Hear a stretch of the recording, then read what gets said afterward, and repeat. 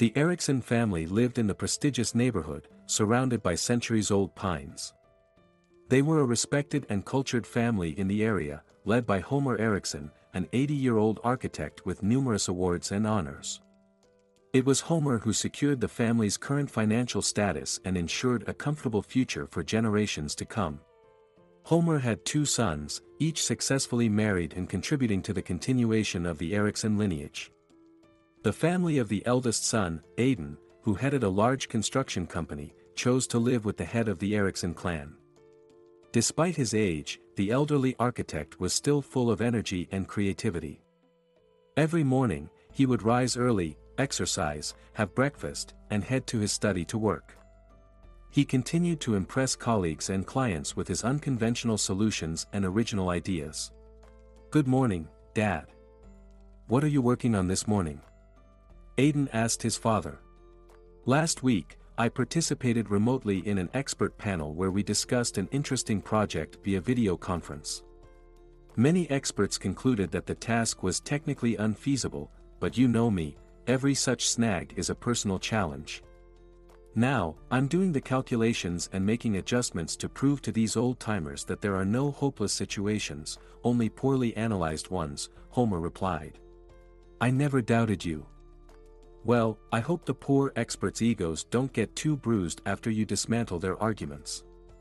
Leave them with a shred of self-respect," Aidan joked. "They have so much pride that adjusting their crowns a bit won't hurt," laughed the old man. Aidan, too, was responsible and hard-working, but he didn't possess the same talent as his father. However, he loved his job and strove to do it as best as he could. The eldest son of the famous architect founded his own construction company, but his true calling was in management, which he did successfully. Bill Plaston handled not only regular construction contracts but also government projects, earning a good name and reputation. When complex architectural projects were needed, Aidan sought advice from his father, who worked as an independent expert. "Dad," Aidan approached his father once again, "we need your expert help again. Our project department staff messed up the calculations, and they don't add up. Can you look over them and find the discrepancy? Of course, send me all the materials via email, and I'll take a look. What would you do without me? Always coming to me with your mistakes," Homer grumbled good-naturedly. "Well, you have such experience and qualifications, and our specialists are just ordinary. They have a long way to go to reach your level." The family home was under the reliable care of Aidan's wife, Quinn, who managed the household and raised their children, Louis and Nicole. Quinn frequently hosted social evenings attended by the local elite. A socialite, she didn't work but compensated by actively participating in community life, membership in the Lyceum's Board of Trustees, managing a charitable foundation, and engaging in various social actions covered by the media. In truth, Quinn probably wouldn't have become a philanthropist if her efforts weren't publicized. Her participation always came with the stipulation that it be mentioned in news reports and on the websites of the institutions receiving her help or support.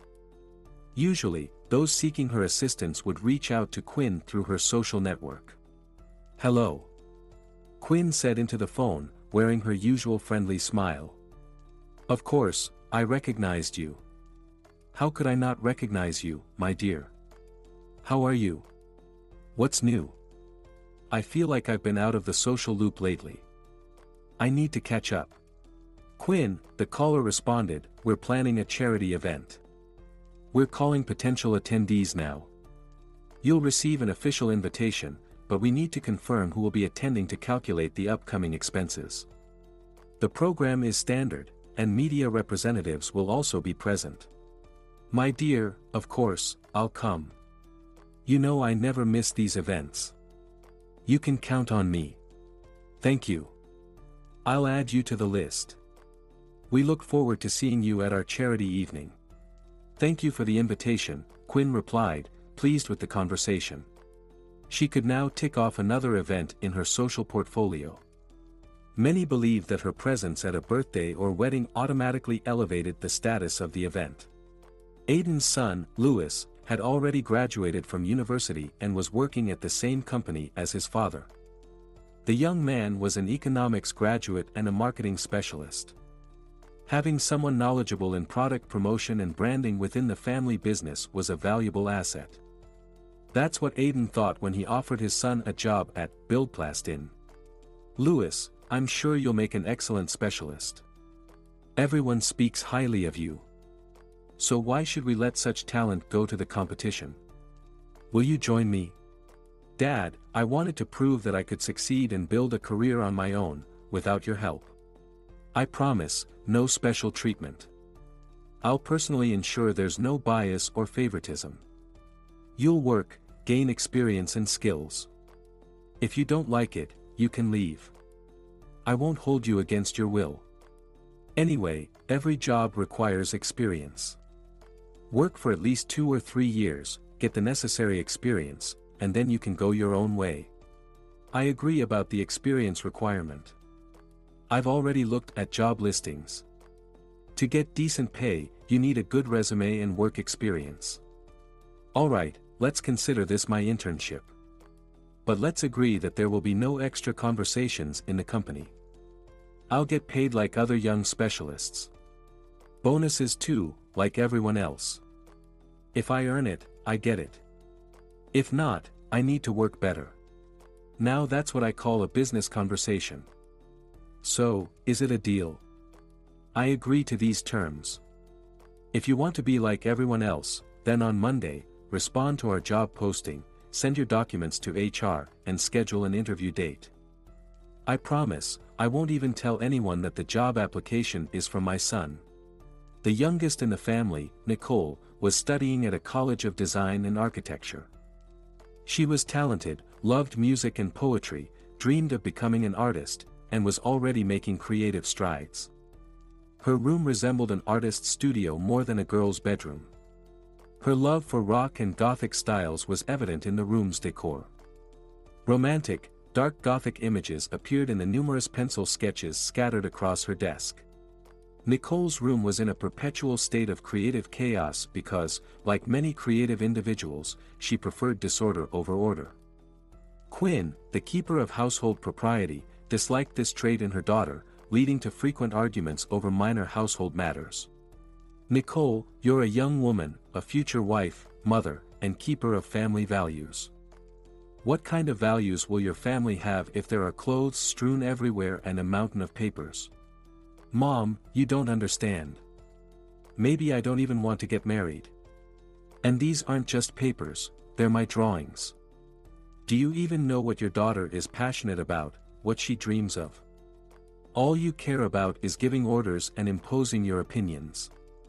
To you, we're not individuals, just pieces of decor that you arrange to your liking.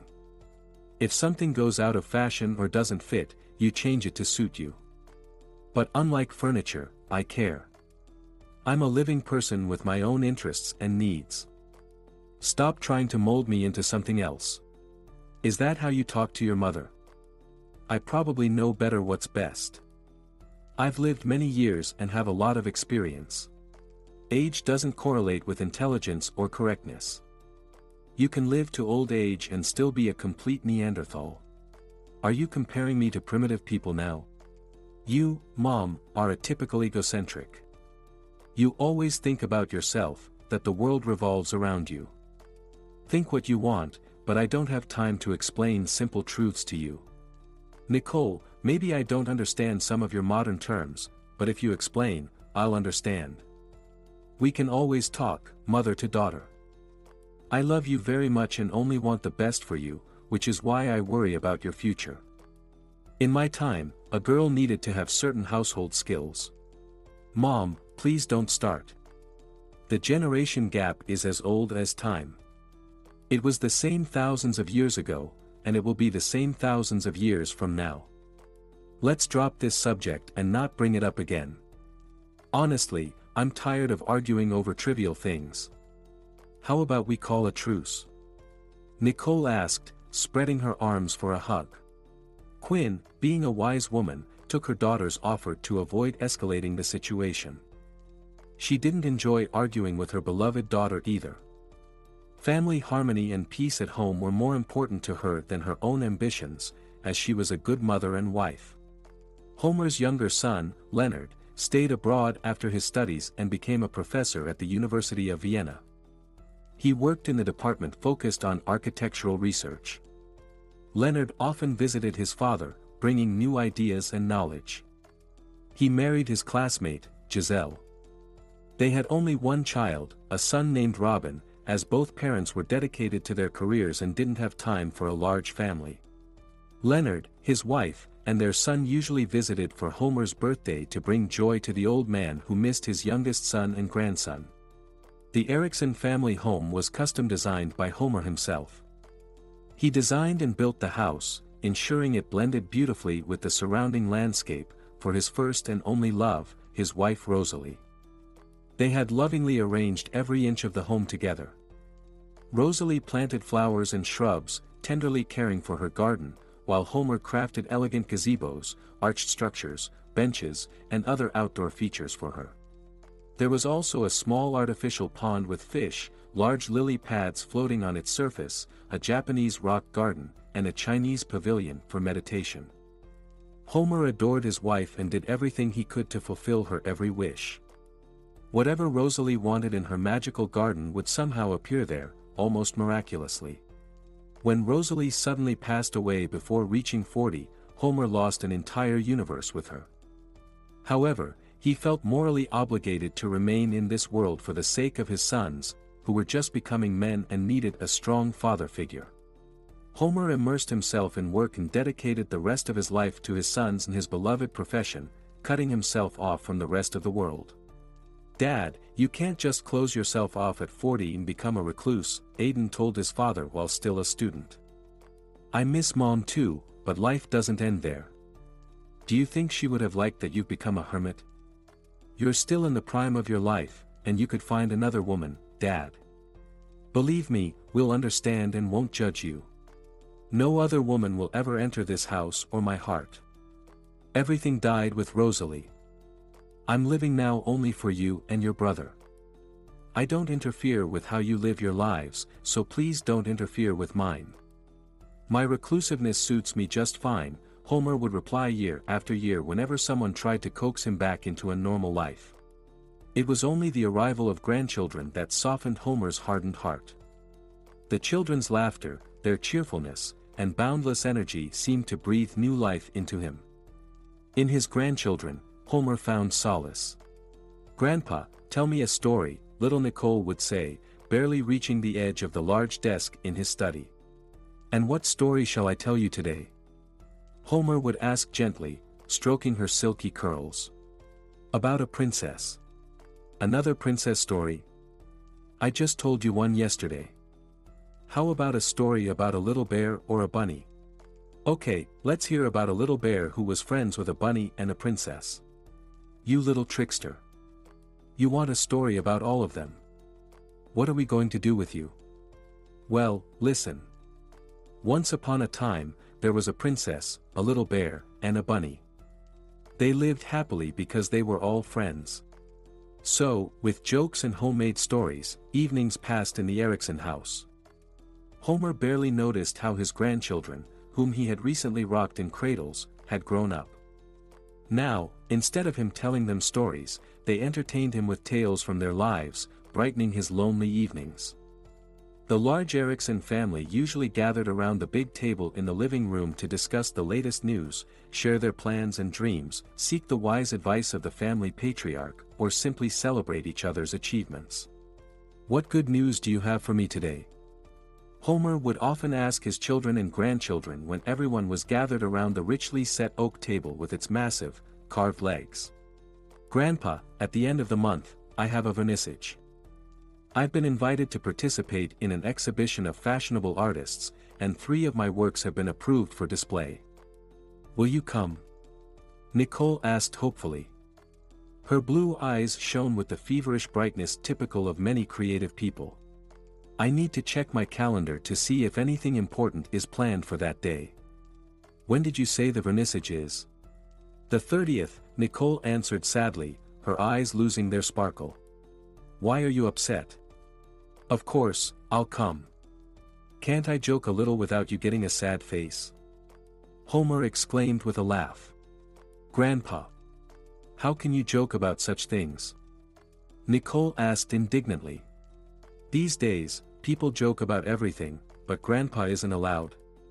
What's that thing you young folks call it when someone dresses up as a ghost and scares people in dark hallways?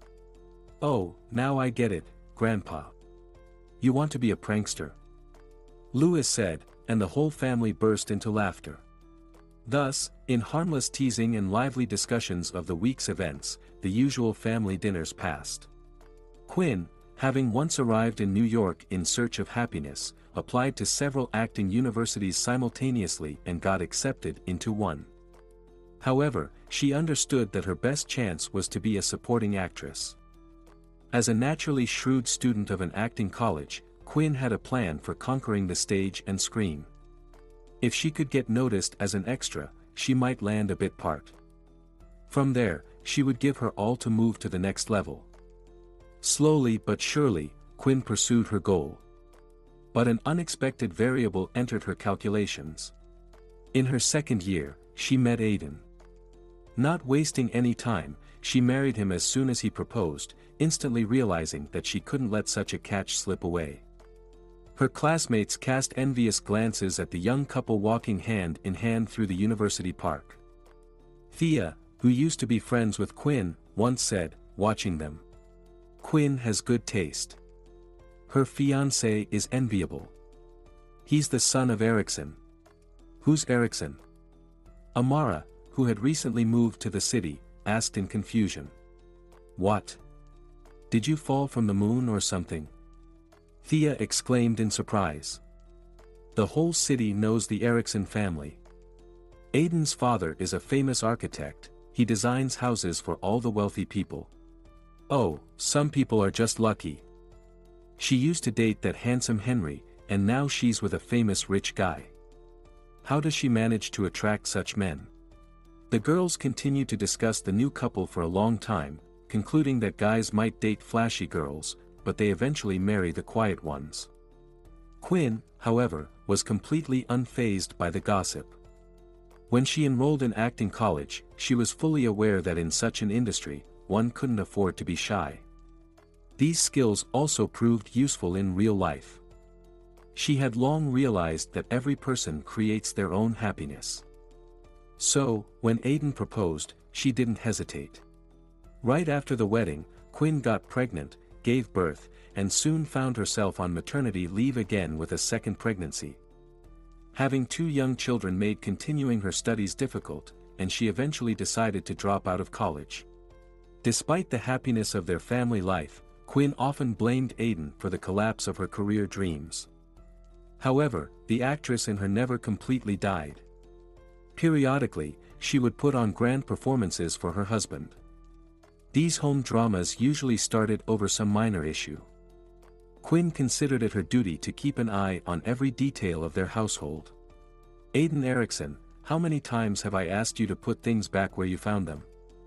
Where did you put my hairbrush from the vanity? I always keep my things in their place, and you always scatter them around the house. Why are you calling me by my full name? I'm just Aiden. And what makes you think it was me? Why do you always respond to a question with another question? That's so rude. I asked you where you put my hairbrush and why you don't put things back, and you couldn't think of anything better than to pick on how I addressed you. What kind of annoying habit is this to drive me crazy? Exactly, you need a checkup. When was the last time you had one? Are you serious right now? Or are you just mocking me? Does this give you some kind of moral satisfaction? If so, maybe it's you who should see a specialist." "Well, that was a productive conversation," Aiden said and walked out of the room, slamming the door. "Go ahead, slam the door, let everyone know we had a fight, because that's so manly." Quinn would continue her loud tirade into the empty room, hoping her husband hadn't gone too far and might hear some part of her expressive monologue. After some time, she would come out of the bedroom and dramatically ask the staff to make her some herbal tea with chamomile and lemon balm. Everyone in the house knew that if Quinn asked for this tea, it meant she had argued with someone and wanted everyone to see the stress she had endured. In truth, Quinn never complained about her health, and the calming herbal tea was the strongest remedy she ever used to restore her emotional stability. When her beloved son Louis chose to marry the beautiful Faith, who, like Quinn, was a student at an acting college, Quinn saw it as another twist of fate. Unlike Quinn, Faith was in no hurry to have children and settle down, which only highlighted that Quinn's life could have taken a different path. "Faith, when will you and Louis bless us with grandchildren?" Quinn would ask at every family gathering. "Mom, stop it. How many times do we have to answer the same question? It's between Faith and me. We'll have kids when we're ready," Louis would respond irritably each time. He always stood up for his wife during his mother's endless attacks because he understood perfectly well that his mother was simply jealous, both of him and of his wife's career success. "Aren't you tired of this broken record? It's time to change your tune." "Son, what did I say that's so wrong?"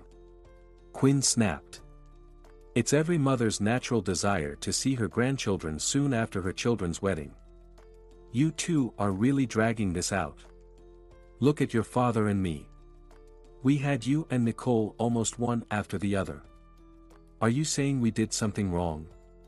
That it would have been better not to have kids and focus solely on our careers? If that were the case, dear, you wouldn't even exist, and you and Faith would have never met. Mom, you're always exaggerating. No one is saying we shouldn't have kids at all. Believe me, we don't intend to be child-free.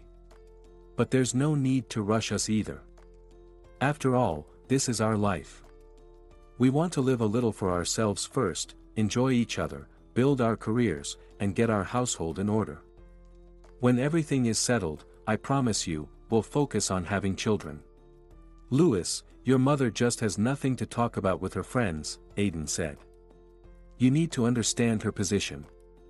When everyone around her is discussing their grandchildren and sharing cute photos and videos, she has to come up with another excuse for why she doesn't have any, and she gets those pitying looks. Quinn, I didn't realize this was such a serious issue for you, Faith sighed. I promise, Louis and I will discuss this further in the near future. But, unfortunately, I can't give you an exact date for when you can expect grandchildren. Quinn, why are you so worked up? You'll have a grandson and a granddaughter. When the time comes, it's not like ordering from a catalog. Be patient. Thank you all for your participation. As always, you're so helpful. I've had enough, the mother-in-law exclaimed dramatically and left the table. She understood perfectly well that no one supported her and that she would have to continue her battle with her daughter-in-law alone. Quinn had disliked Faith from the moment she first met her. When Louis brought his future wife to meet the family, there was something about this delicate, red-haired girl that turned Quinn's insides upside down. Quinn tried every possible way to tarnish Faith's reputation in her son's eyes.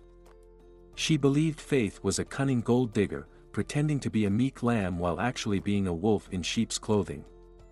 Faith was a kind, open girl who got along with everyone except her mother-in-law. Son, what do you see in her? Quinn would constantly ask Louis. She only wants your money and your name. If you were an ordinary working guy, she wouldn't even look at you, she'd pass you by without a second glance. Think about it. When a guy from a well-known family in town drives a fancy car to college, courts a girl beautifully, and gives her luxurious gifts, any girl would follow him to the ends of the earth. But if you were just a regular guy approaching her to introduce yourself, she wouldn't even talk to you. Girls like her know their worth because they've been told it many times. Mom, stop badmouthing my wife, Louis said. If you don't stop, we'll have a serious falling out, and you'll end up losing not just a daughter-in-law but also a son. Mark my words, you'll cry over your beloved wife. My motherly intuition tells me something is wrong here. But I won't insist, so you won't be upset. I'm just giving you advice as a loving mother. I worry about you, not myself. Quinn, being an unfulfilled actress, knew exactly when to leave the stage to avoid being pelted with rotten tomatoes. Overacting was also not an option. Meanwhile, Faith unexpectedly found common ground with Homer, despite his reputation for having a difficult and irritable nature. One day, he heard Faith playing his late wife's favorite piece on the old piano in the living room and, surprised, went downstairs to see who had resurrected the memory of his past. "No one has touched the keys of this piano for many years," Homer said quietly as he entered the living room. "At first, I thought I was dreaming, but then I realized that someone was really playing our old piano, and it was Rosalie's favorite composition." "I'm sorry," Faith replied. "I didn't think anyone would hear. I didn't mean to stir up painful memories. I didn't want to." "What?" "You gave me the joy of immersing myself in memories for a few minutes, to mentally visit the times when my Rosalie was still alive and well. I haven't felt anything like that in so long. Thank you, Faith, for these moments." As he spoke, Homer seemed to grow younger by several decades. His face took on a certain serenity and tranquility. After that evening, he and Faith shared a little secret. They would occasionally close themselves off in the distant living room and have evenings of reminiscence. Homer would show Faith numerous photo albums from the family archive, and she would play Rosalie's favorite pieces on the piano at his request. Not even Louis knew about their gatherings. "Look here, Faith," Homer said, flipping through the numerous photos. "This is Rosalie and me in Venice. There was a carnival going on at the time. Rosalie loved such events. She always dressed up to match the theme. What a beautiful dress." Faith genuinely admired. "And your wife was very beautiful too. Don't be afraid to say it out loud. We're all mortal, and each of us will sooner or later move to the other world when our time comes. Rosalie was a bright person, so she was needed more in the other world than here," Homer mused, drifting mentally into his happy past when he was still with Rosalie. This elderly man loved his wife so deeply that after her untimely death, he never remarried, despite having many suitors. Faith immensely respected Homer's choice. There was something both very sad and beautiful about it. He seemed to her like a medieval knight in black armor, who wore eternal mourning for his departed beloved. Faith was convinced that such love could overcome space and time, and if there was an afterlife, Homer would surely meet Rosalie there, because their time-tested love deserved continuation. Faith also found common ground with Nicole. Nicole openly admired Faith's beauty, took cues from her in everything, and often invited her to various artistic events. Faith was happy to go out with her, if only to avoid encountering her mother-in-law. "Faith, I have 2 tickets to the movies. Let's go this weekend, there's some premiere, and all the girls are going with their boyfriends, but I have no one to go with," Nicole asked. "Of course, we'll go. I'll just let Louis know, in case he had any plans for the weekend," Faith replied. Nicole made such requests several times a month, and Faith always managed to find time in her busy schedule to not disappoint her sister-in-law. The mother-in-law couldn't bear such a blow. Not only had this brazen girl won over all the men in the family, but now she was also taking away her own daughter. Quinn, too, wouldn't mind going out alone with her daughter, but such invitations never came her way. "Look at this schemer," the mother-in-law hissed in the bedroom, alone with her husband. "She's deliberately turning my own daughter against me. But I'll show her, she'll regret this." "Quinn, stop talking nonsense. This is starting to sound paranoid," Aidan said. "So now I'm crazy in your eyes?" Quinn exclaimed, her face flushing with anger. "She's manipulated everyone around her, hypnotized them, and you don't even notice how you dance to her tune. She's like a Pied Piper leading you all off a cliff. She wants to destroy our entire family. Our Titanic is racing towards an inevitable encounter with a fatal iceberg. And here you all are, intoxicated by her sweet words and songs of this bloodthirsty siren. And I'm the crazy one. After those metaphors and allegories, I'm starting to doubt your mental health even more," Aidan replied. "By the way, in case you've forgotten, I am your lawful wife, not Faith, and as a good husband, you should protect and support me, not help her destroy our family hearth. Or maybe there's something I don't know, some special reason you defend her." Quinn choked with indignation. God. I remind you, not only am I your husband, but also the father of 2 children. It's my duty to protect my son and daughter and represent their interests in their absence. Meanwhile, you're bad-mouthing Faith behind their backs, condemning Louis and Nicole where they can't hear you. None of them have the opportunity to challenge your arguments, so I'll take on the role of their advocate. Look at him. Did anyone ask you to do this for them? And here I am asking you to stand up for my honor. But you still choose not to. Her husband's words hurt her deeply and fueled even greater resentment toward her future daughter-in-law. Well, nothing, Quinn thought, revenge is a dish best served cold. The plan for revenge came suddenly, prompted by life's circumstances. Faith often went away for shoots, and the mother-in-law decided to use her absences to alleviate the loneliness of her son, whom she believed was bored.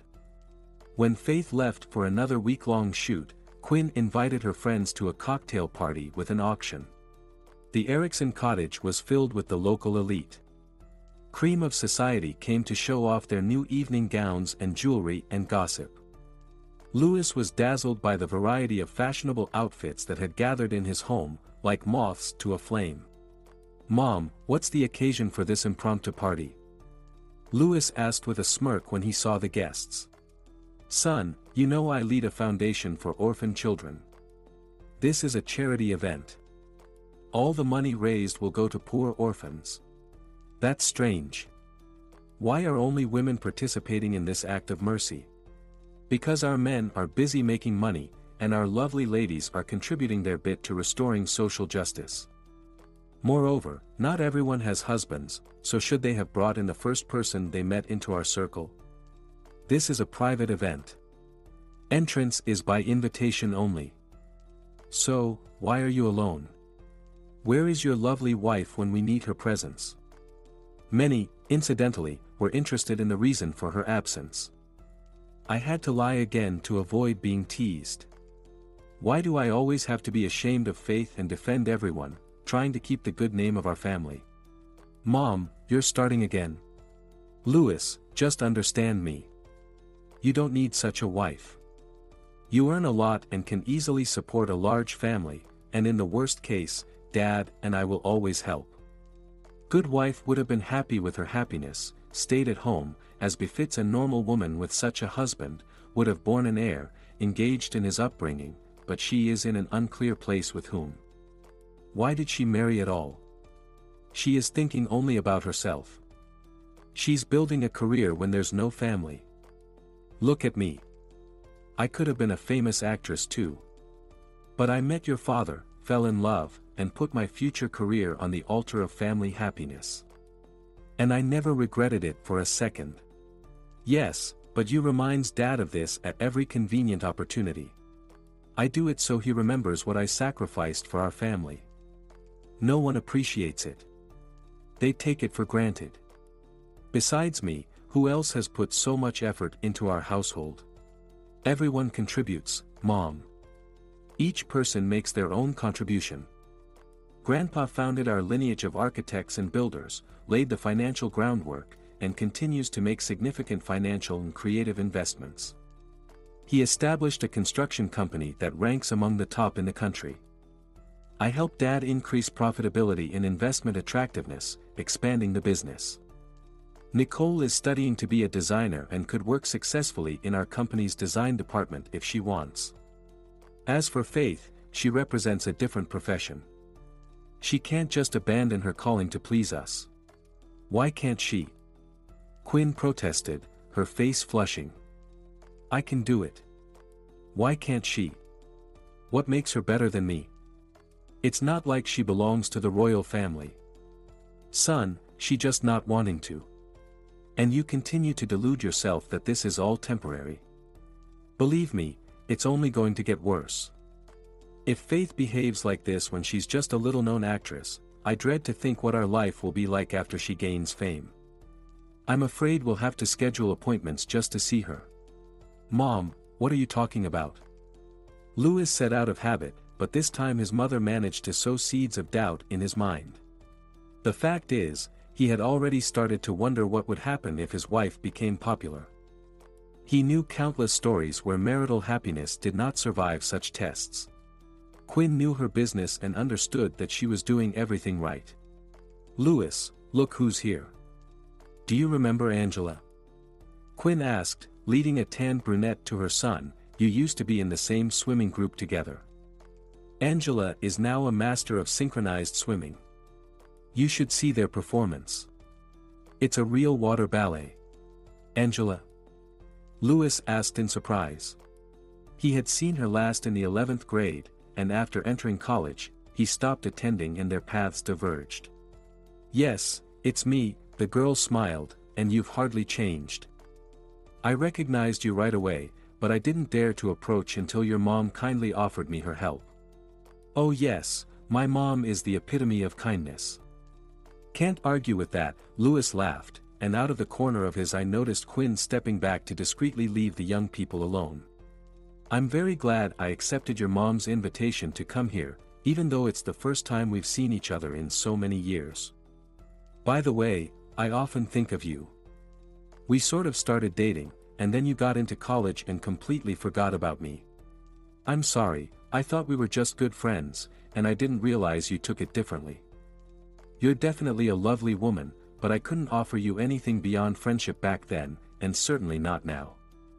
If my mother didn't tell you, let me clarify that I've been married for a long time and I'm happy in my marriage.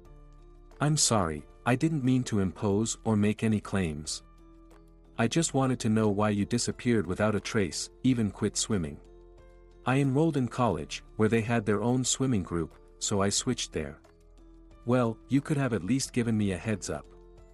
I thought we weren't strangers, or was that just my perception? And for you, it was probably different.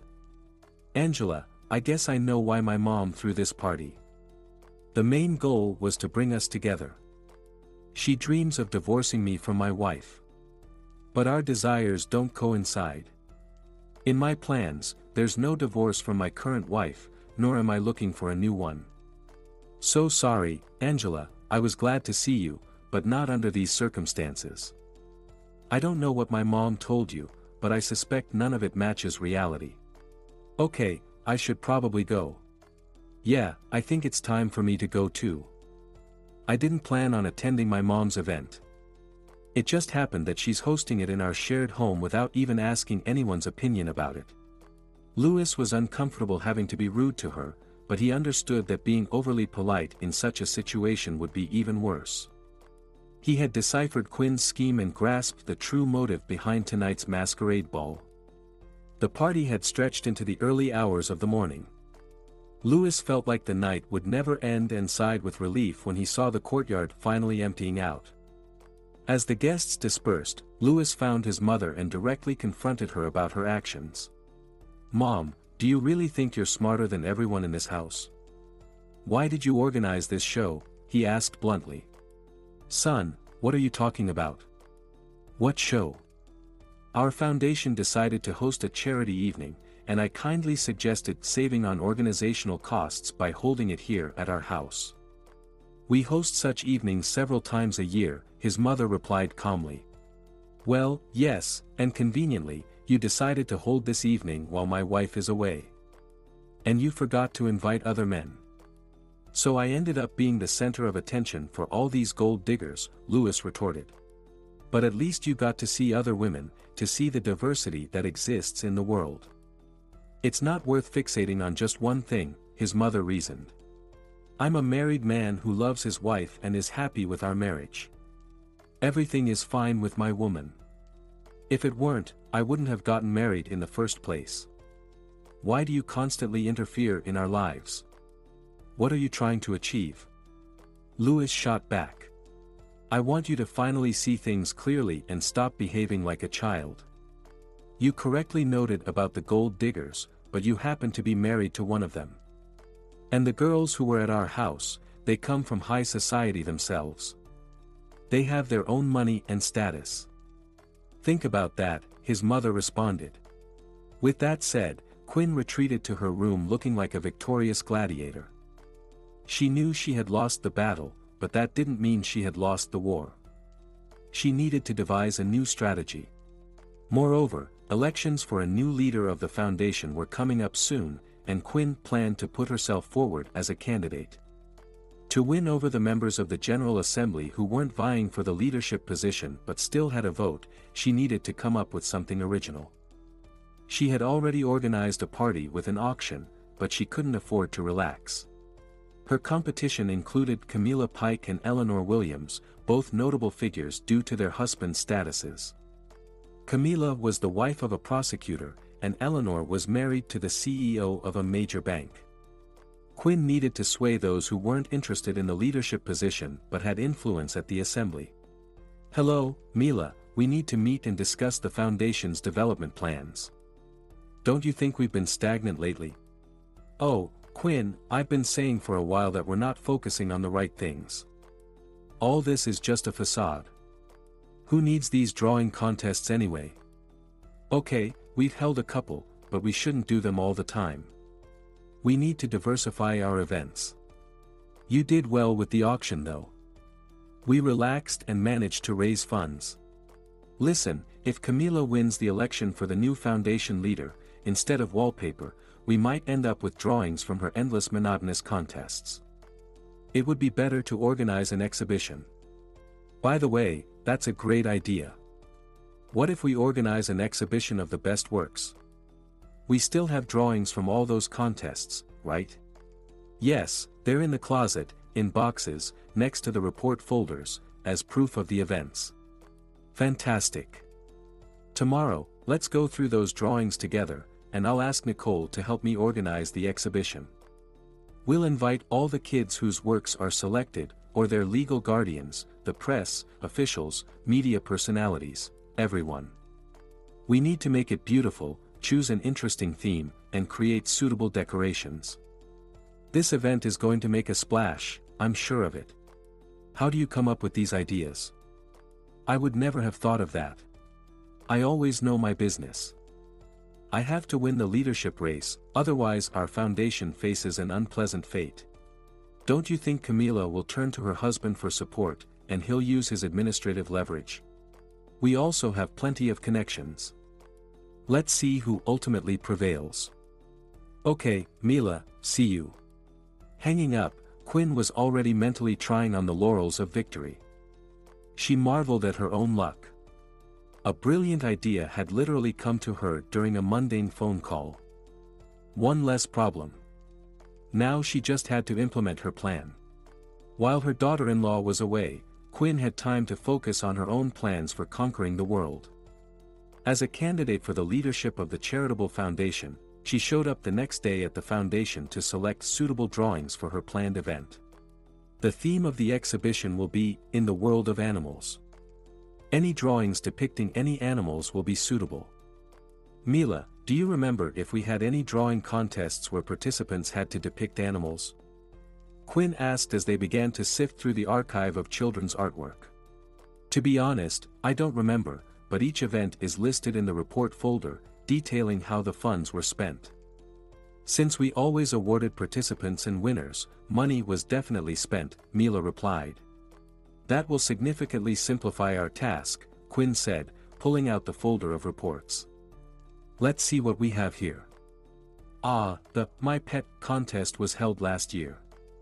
Funny Animals contest was the year before. So, we need to look for boxes with drawings from 2022 and 2021. Here they are, right in front of you. Exactly. I was looking and not seeing. Let's split up, you choose from 2021, and I'll take 2022. And what exactly are we looking for? Well, something that we won't be ashamed to show people. Look for the most visually appealing drawings. Quinn returned home with the selected drawings and decided to ask her daughter for help with the exhibition setup, hoping to improve their relationship at the same time. She climbed the stairs and knocked on Nicole's bedroom door, from which rock music was blaring. "Nicole, can I come in?" When there was no response, Quinn knocked more insistently and, after a brief pause, entered. Her daughter was sitting at her desk with headphones on, oblivious to her mother's presence. "Nicole, why do you wear headphones when you already have music playing?" Nicole hadn't noticed her mother enter, so Quinn had to gently tap her to get her attention. "Mom, you scared me. Why are you sneaking up on me? I tried knocking, but you had the music up so loud and you wearing headphones on top of that. What do you want? This is my personal space. Can I at least do what I like here, in my own way? Honey, I'm not here to argue. It sure doesn't seem like it. Nicole, your mom needs your help. And how can I help you? You're creative, studying to be a designer. I could really use your skills. We're organizing a children's art exhibition with the theme, In the World of Animals.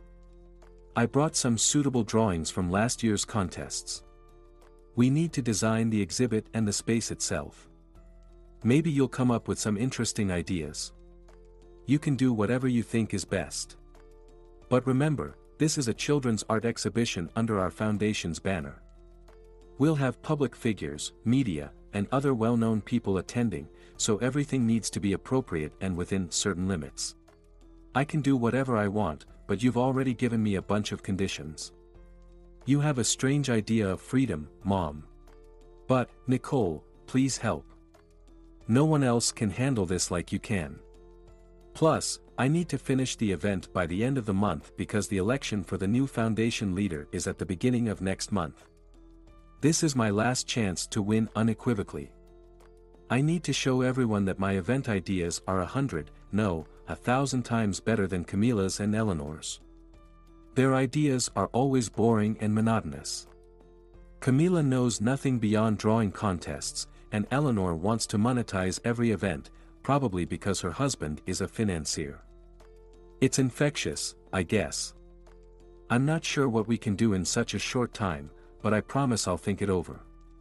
I don't know what can be done in such a short time, but I promise I'll think about it. How much time do I have to come up with something? A week, no more. If I don't present a well-thought-out idea by the end of the week, they'll go with one of those idiot suggestions, and I won't be able to handle that. You're taking this foundation drama too much to heart. How can you say that? This is my baby, my hobby. You get upset when I don't understand you drawing day and night, but you don't see that the foundation is my outlet. What else am I supposed to do? You've all grown up and don't need my constant attention anymore. If I interfere in your lives, you don't like it, so I need something to focus on. If I don't have tasks to focus on in the foundation, I'll completely lose my mind. Alright, if it means that much to you, I promise to put in my best effort and meet the deadline. Just one thing, please don't interrupt me multiple times a day. I'll come to you when I have results or questions.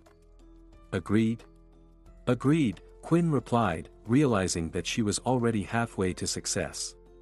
Nicole was a responsible and creative girl, so Quinn was confident in a favorable outcome, which meant she was almost certain to win the upcoming election. Only a few details remained. While Nicole worked out the exhibition details, Quinn could focus on her daughter-in-law. That insolent upstart had to be dealt with at any cost. A couple of days later, Faith returned home. She came back from the shoot excited and happy, bringing gifts for everyone.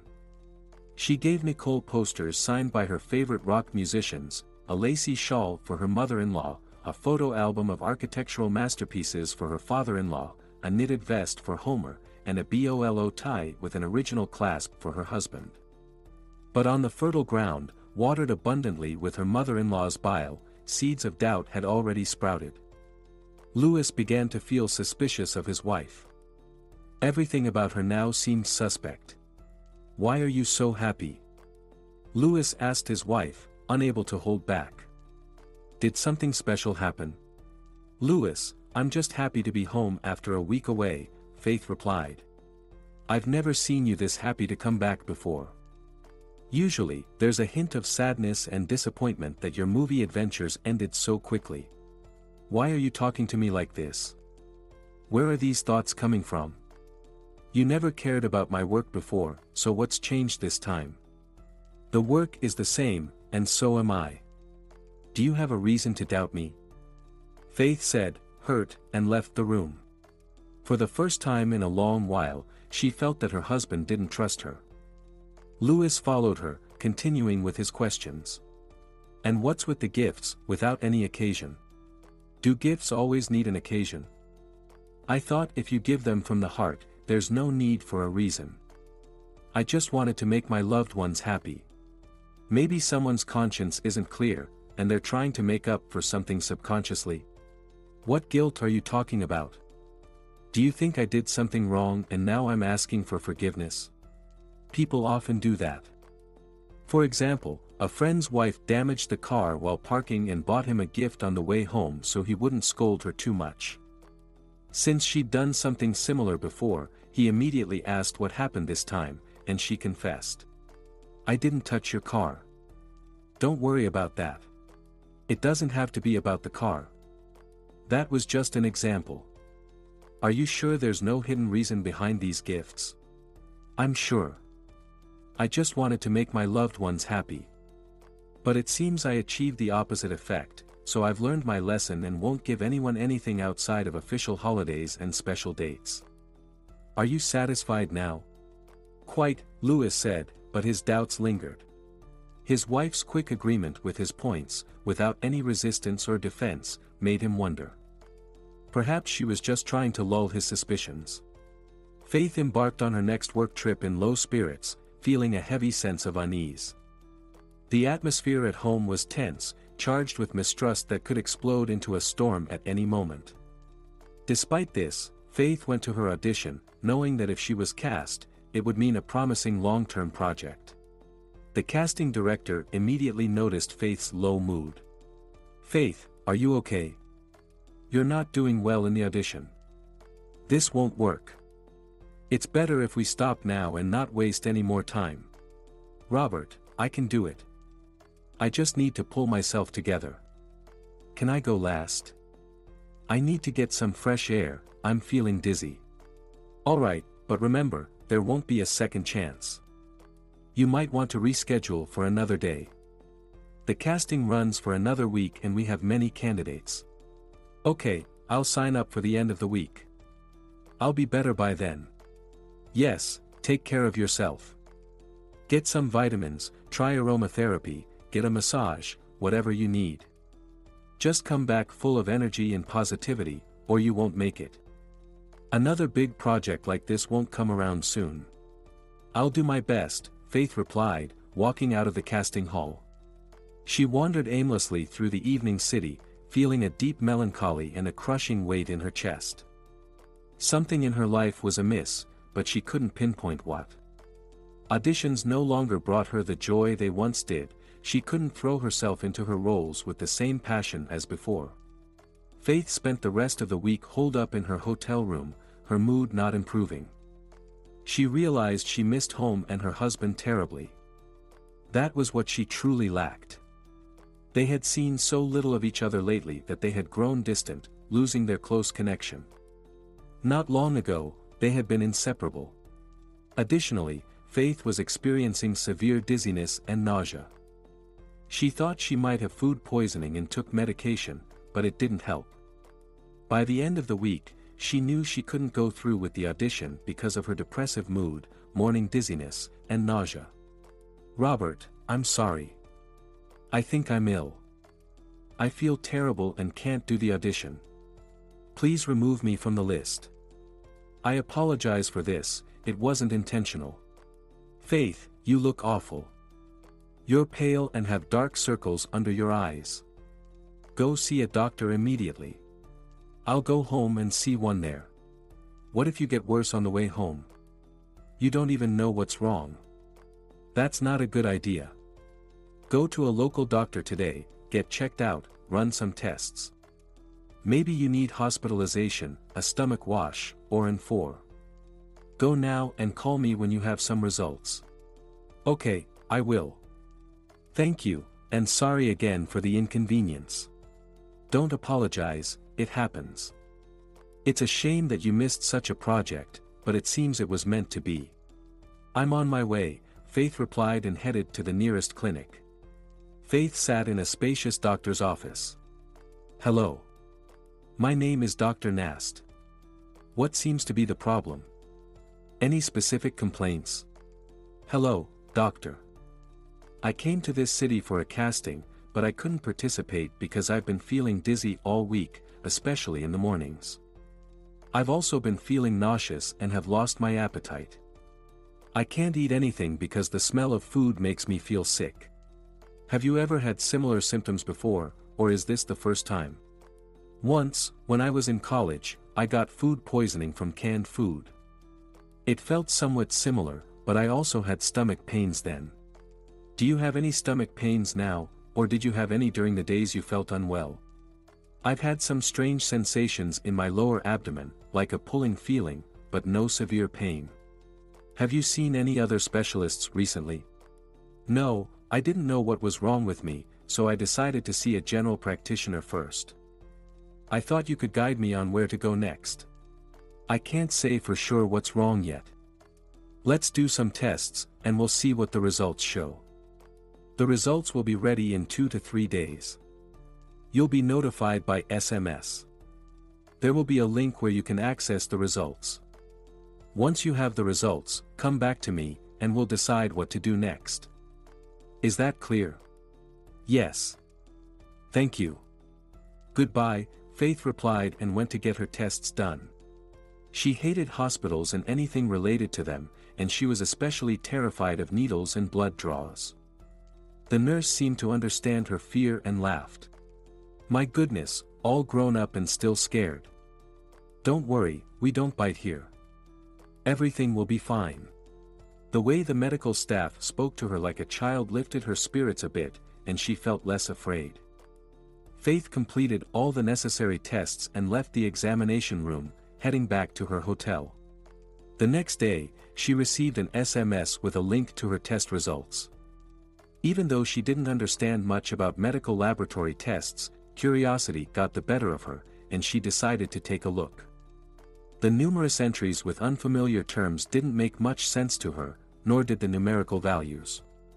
However, she soon noticed that next to her data was a column with normal ranges, making it clear where there were deviations from the norm. Most of Faith's values were within normal limits, except for one hormone with a complicated name, human chorionic gonadotropin, HCG, which was 3 units when the normal range was up to 5 units. Not wanting to wait for her next doctor's appointment, she decided to look up the information online. Faith was shocked by what she saw. She certainly didn't expect this, but the information seemed reliable, and the symptoms matched. Now she needed to digest the information and reassess her views on many things. Following Faith's departure on a business trip, Homer unexpectedly took a taxi in an unknown direction, which was a complete shock to his entire family. For the past 10 years, he had been working remotely and never left the confines of their cottage community. Meanwhile, Faith's mother-in-law decided that such an opportunity should not be missed, especially when it fell right into her hands. She conducted a search in her daughter-in-law's bedroom, scouring every shelf, delving into every drawer, inspecting bags, pockets, and even examining each paper from the stack of found documents. She peered under the bed and pulled out items from the wardrobe. Growing increasingly frustrated with not finding anything compromising or even remotely interesting, Quinn kicked the cluttered pile of shoeboxes she had extracted from the wardrobe. The boxes clattered noisily, spilling their contents onto the floor. To her surprise, amidst new pairs of shoes, there lay a thick-bound book.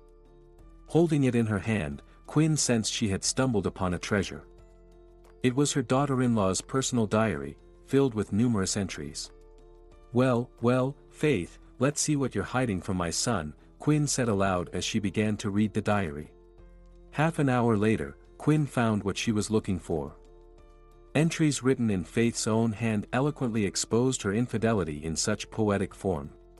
Destroying any trace of her unauthorized intrusion into the room, Quinn made sure to take the discovered valuable evidence with her. A couple of hours later, Louis returned home from work, and his mother hurried to present him with proof of his wife's adultery. "Here, son, take a look. And you didn't believe me. I found confirmation. Your Faith wrote here with her own hands about her affair with that handsome actor." "What are you talking about, Mom?" Louis asked, bewildered, not understanding what was being discussed. "I found Faith's diary. She must have forgotten it here. I went into your bedroom to change the sheets. I saw this book lying on the floor. I couldn't resist flipping through the open page, and there it was. I'm sorry, but I couldn't keep this from you. Read it yourself if you don't believe me. You should recognize your wife's handwriting, Quinn explained, handing the diary with a bookmark on the relevant page to her stunned son. Louis read the contents of several pages, flipped through the diary, and in despair, cast it aside. How could I have missed seeing that my wife was having an affair with someone from work, right under my nose? Naive, I thought she was different from everyone else. Now I'll be a laughingstock among our friends, Louis thought to himself. From that moment on, he became somber, hardly engaging with anyone until Faith returned. Returning a few days later, blissfully unaware, Faith entered their marital bedroom to change and share joyful news with her husband. Louis approached her, shaking the diary in her face. "What's this? Is this yours?" he demanded. "Yes, it's my diary," Faith replied, still puzzled by what was happening. "Great. At least you have the audacity not to deny anything," Louis accused. "Why should I deny anything? What's wrong with it?" Faith asked. "You're asking me what's wrong? You personally wrote about cheating on me and now you're admitting it, without even feeling ashamed." "Wait, what? What are you talking about?" "You cheated on me with your movie star lover," Louis shouted so loudly that it seemed the windows rattled. The noise drew the rest of the household, turning the argument into a family affair. "Louis, please, I've never cheated on you with any actors or anyone else. The diary isn't about my personal life, it's notes for my roles and characters. It helps me get into character, like cheat sheets in school. I wanted to write a book in the future based on the diary, like memoirs. And now is really not the time for a fight." "You're a good actress," Louis said bitterly. "Look how quickly and smoothly you came up with all that. You must have rehearsed it, practiced sounding confident even while lying." "Not the time for a fight," Faith repeated. "Maybe you should schedule a time for me to officially accuse you, since you seem to have everything planned out," Louis retorted sarcastically. "Louis, please, I have something important to tell you. I love you and have always been faithful. And I have news for us, for everyone, but I need to talk to you alone first." "Please, listen to me," Faith implored. "Son, why are you even listening to her? It's clear now that she's been going to her lover all this time while telling you fairy tales about our future happy life, already building it with someone else," Quinn interjected, indignant. "Why do you all keep making up things about me?" Faith asked. "I'm making it up. You wrote it all yourself in your diary," Quinn accused. "Faith, I didn't expect this from you," Aiden said disappointedly. "Aiden, I didn't do anything wrong, please understand me. This is all just creative material, nothing more," Faith defended herself. "Faith, this all looks like a cheap play. It would be much better if you just honestly admitted everything, don't degrade yourself and us with lies. Even criminals get lighter sentences if they confess and repent. Tell the truth, repent." "But I am telling the truth, and none of you believe me," Faith said. "Because it doesn't sound like the truth. These are just excuses you came up with on the spot. Who in their right mind would believe this? Homer, at least you believe me. You know me well. Have we not discussed our life together with Louis so much? Do I really seem like someone who would betray her beloved? Please, at least don't abandon me," Faith pleaded. "Don't worry, Faith. I believe you, but I'm afraid I don't have much influence in this situation anymore. All I can suggest is for everyone to calm down and think things over later. Why are we ganging up on her? Let's sit down calmly and discuss everything," Homer pleaded with a tone of appeal in his voice, trying to defend Faith. "There's nothing to discuss here, Grandpa," Nicole said. "Everyone except you already understands what happened. All this time, this actress played the role of a good wife perfectly. She tried to please everyone, gained everyone's trust. Only Mom couldn't be fooled. Mom was right. Faith only needed our name for a quick career start. And she used our money too. She made herself a convenient schedule. A week at home, the rest of the time traveling. I wouldn't be surprised if she specifically chose projects that required long absences from here. Nicole, when did I offend you that you turned away from me so quickly? I've always been on your side, Faith said sadly. You were on my side because it benefited you. That's how you gained my support, and after what you did to my brother, do you think I'll continue to support you? Sorry, but when it comes to choosing between you and my brother, I'll always choose him. I'll never forgive you for such betrayal, even if Louis forgives someday, which I doubt, Nicole replied firmly. How dare you? Without any real evidence, you've already accused me of every mortal sin, and everyone has thrown stones at me. I could endure even that, it's not the first time.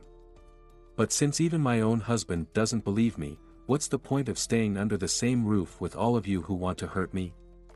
Faith shouted tearfully and, slamming the door, left the bedroom. In tears, she ran out of the house into the unknown, sprinting down the empty street until her legs gave way, and finally, completely exhausted, she collapsed right on the ground.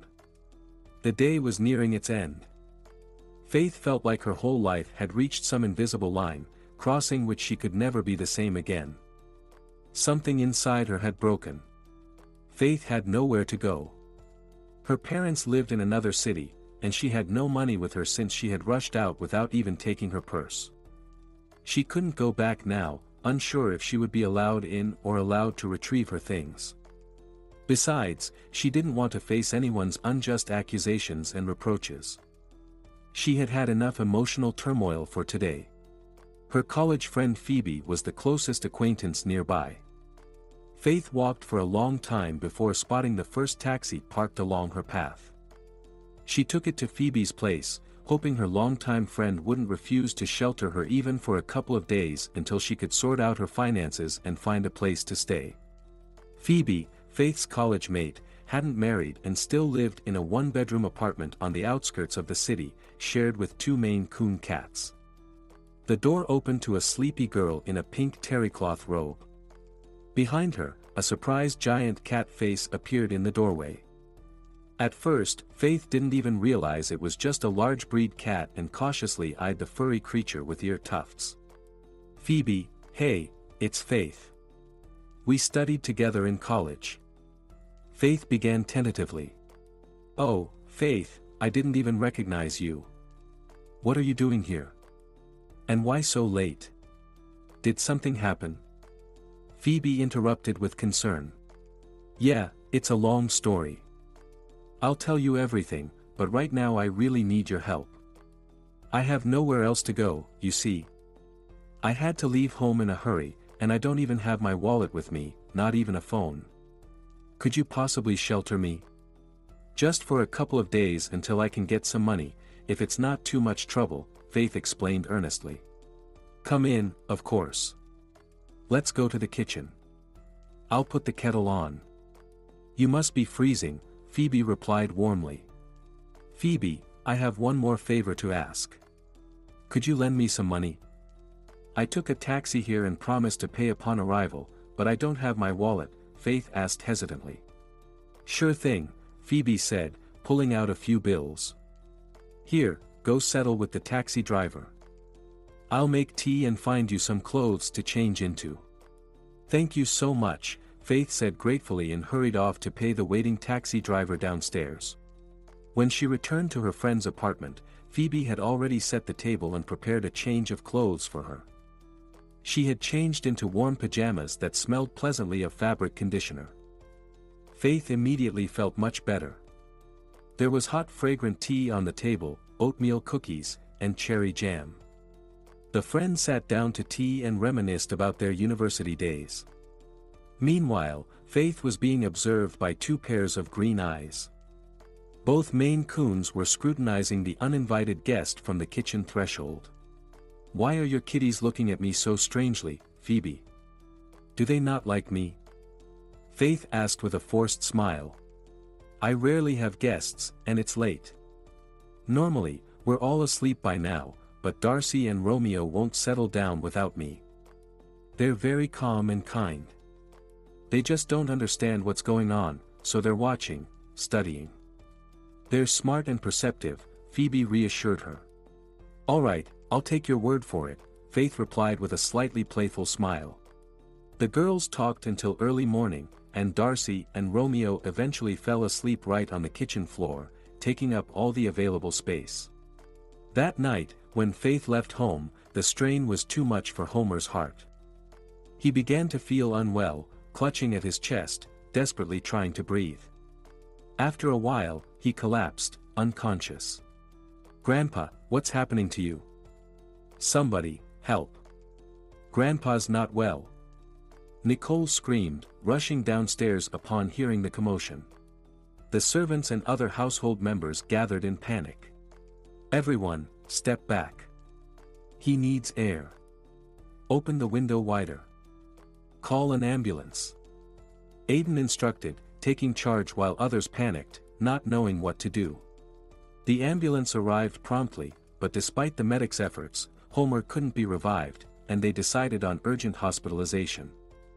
Homer had suffered a massive heart attack. He was rushed to the hospital, but the situation was dire. For a full day, doctors fought for his life in the intensive care unit.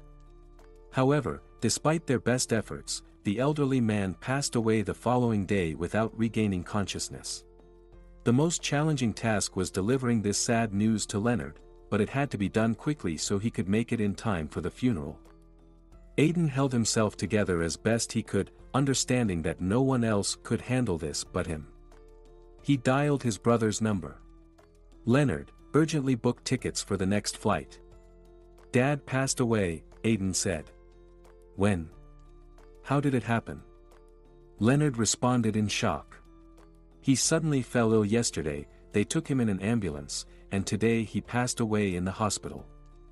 Doctors said it was a massive heart attack, nothing could be done, Aidan explained. All right, I'll wrap things up at the department and fly over immediately. The next day, Leonard's family arrived in full to say their goodbyes to their father and grandfather. The funeral was arranged for 3 days later. Relatives, friends, colleagues, and acquaintances from all over the city came to bid farewell to the prominent architect. Despite the recent discord, Faith couldn't help but pay her last respects. Tearful, she joined the funeral procession at the cemetery. Why did you come here? Louis's mother confronted her. Who invited you? It's all because of you that this happened, and you have the audacity to show up here as if nothing happened. Don't try to pretend innocence. We've all seen your true colors. Faith, leave. You're not welcome here. Is that so hard to understand? You could have figured it out yourself, Louis added angrily. Louis, please, just listen to me calmly for once. I thought in this situation you wouldn't try to cause a scene and would let me explain everything to you, Faith pleaded. I need to tell you something. I don't want to see you, hear you, or know you anymore. I'm filing for divorce, and please change your last name after it's finalized. I don't want you tarnishing it, Louis said, leaving Faith bewildered among the gray tombstones. Faith stood aside for a while during the burial, then timidly approached Louis's mother. Quinn, may I at least retrieve my things? I left without them a few days ago, and Louis doesn't want to talk to me, Faith asked. We don't need your junk. Come back in the evening to pick it up, Quinn replied. Thank you, Faith replied quickly and left the cemetery. Later in the evening, Faith returned to her former home to collect her abandoned clothes. Louis's mother opened the door as if she had been waiting there all this time. Just do it quickly and make sure you don't miss anything, because it will be awkward for you to come back, Quinn said with a sly smirk. Louis is soon marrying my friend's daughter, Angela, and she's already pregnant with his child. Unlike some, she didn't waste time thinking about her career and immediately fulfilled her role as a woman. This girl isn't wasting any time, so I recommend you settle the divorce quickly and finally leave my son alone. He deserves a happy and peaceful life, which you can never give him. Because of you, we were always on edge. Every day brought a new surprise. Don't worry. I'll handle everything properly. Just leave me alone for a while to pack my bags, Faith said. She waited until Quinn had demonstratively crossed the room and burst into tears as soon as the door to her former bedroom closed behind Louis's mother. Grieving her fate, Faith began packing her things. She couldn't stay here and pity herself forever. Rifling through a drawer filled with her old music notebooks, Faith discovered a peculiar envelope. Inside was a handwritten note from the late Homer: "Darling, go up to the attic. In an old chest, you'll find a box from a chocolate tin, and inside, something you'll find useful." Intrigued, Faith headed to the attic where a carved wooden chest stood in a corner, its ornamentation reminiscent of illustrations from children's fairy tales. Lifting its lid, she indeed found a metal box from a chocolate tin. With Quinn potentially arriving any moment to spoil things, she couldn't afford to examine its contents thoroughly at that time. Faith placed the discovered metal box into one of her suitcases and carried it out with the rest of her belongings. Returning to Phoebe, Faith finally opened the metal tin and discovered her mother-in-law's diary inside. It seemed Quinn had kept it when she was young, and flipping through the faded entries, Faith stumbled upon some rather scandalous details from Quinn's lively youth. It turned out Quinn had never truly loved her husband. But the most shocking revelation was that she had entrusted the diary with a secret that defined her entire life. Louis's older son, meaning Faith's husband himself, was not Aiden's child, but rather the son of her classmate John Tells, with whom Quinn had once harbored a strong passion. Reading this, Faith nearly fainted. Such a turn of events was beyond her expectations. Inside the metal box was also a letter addressed to Faith from Homer. "Faith, I found this diary discarded in the fireplace over 30 years ago. It didn't burn that day by pure chance. The hearth was never lit that day, and when I personally started to kindle it, I suddenly saw a blue binding among the kindling. I didn't tell anyone then, didn't want to ruin my son's family, but now this information may serve you in defending your honor. Also, you should know that I've bequeathed my country house to you. Yes, my dear, to you, not to my son or grandson, who isn't really my grandson at all. To you, my dear Faith, because you reminded me of my first and only love, Rosalie. Of course, all my relatives will consider my last will a whim of an old man gone senile, but so be it. I've provided for them all sufficiently. Let the house remain with someone who can cherish it. I know Quinn dreams of selling this plot of land with all its buildings, as it's located in an elite cottage settlement and is worth a fortune. Then they'll demolish my beloved old house, designed and built for my unforgettable Rosalie, and they'll chop down the ancient forest and put up another ugly cottage, but I don't want that. This house is all I have left to remember the love of my life. So, Faith, promise me you won't refuse to fulfill my last wish." Attached to the letter was a copy of the will. After reading everything, Faith was in complete shock for a long time. What was she to do with this information? Homer had risked everything, worrying about her, and she couldn't let him down. But Faith also realized that she now held a veritable bombshell of information, one she would have to drop on the grieving relatives of the recently deceased architect.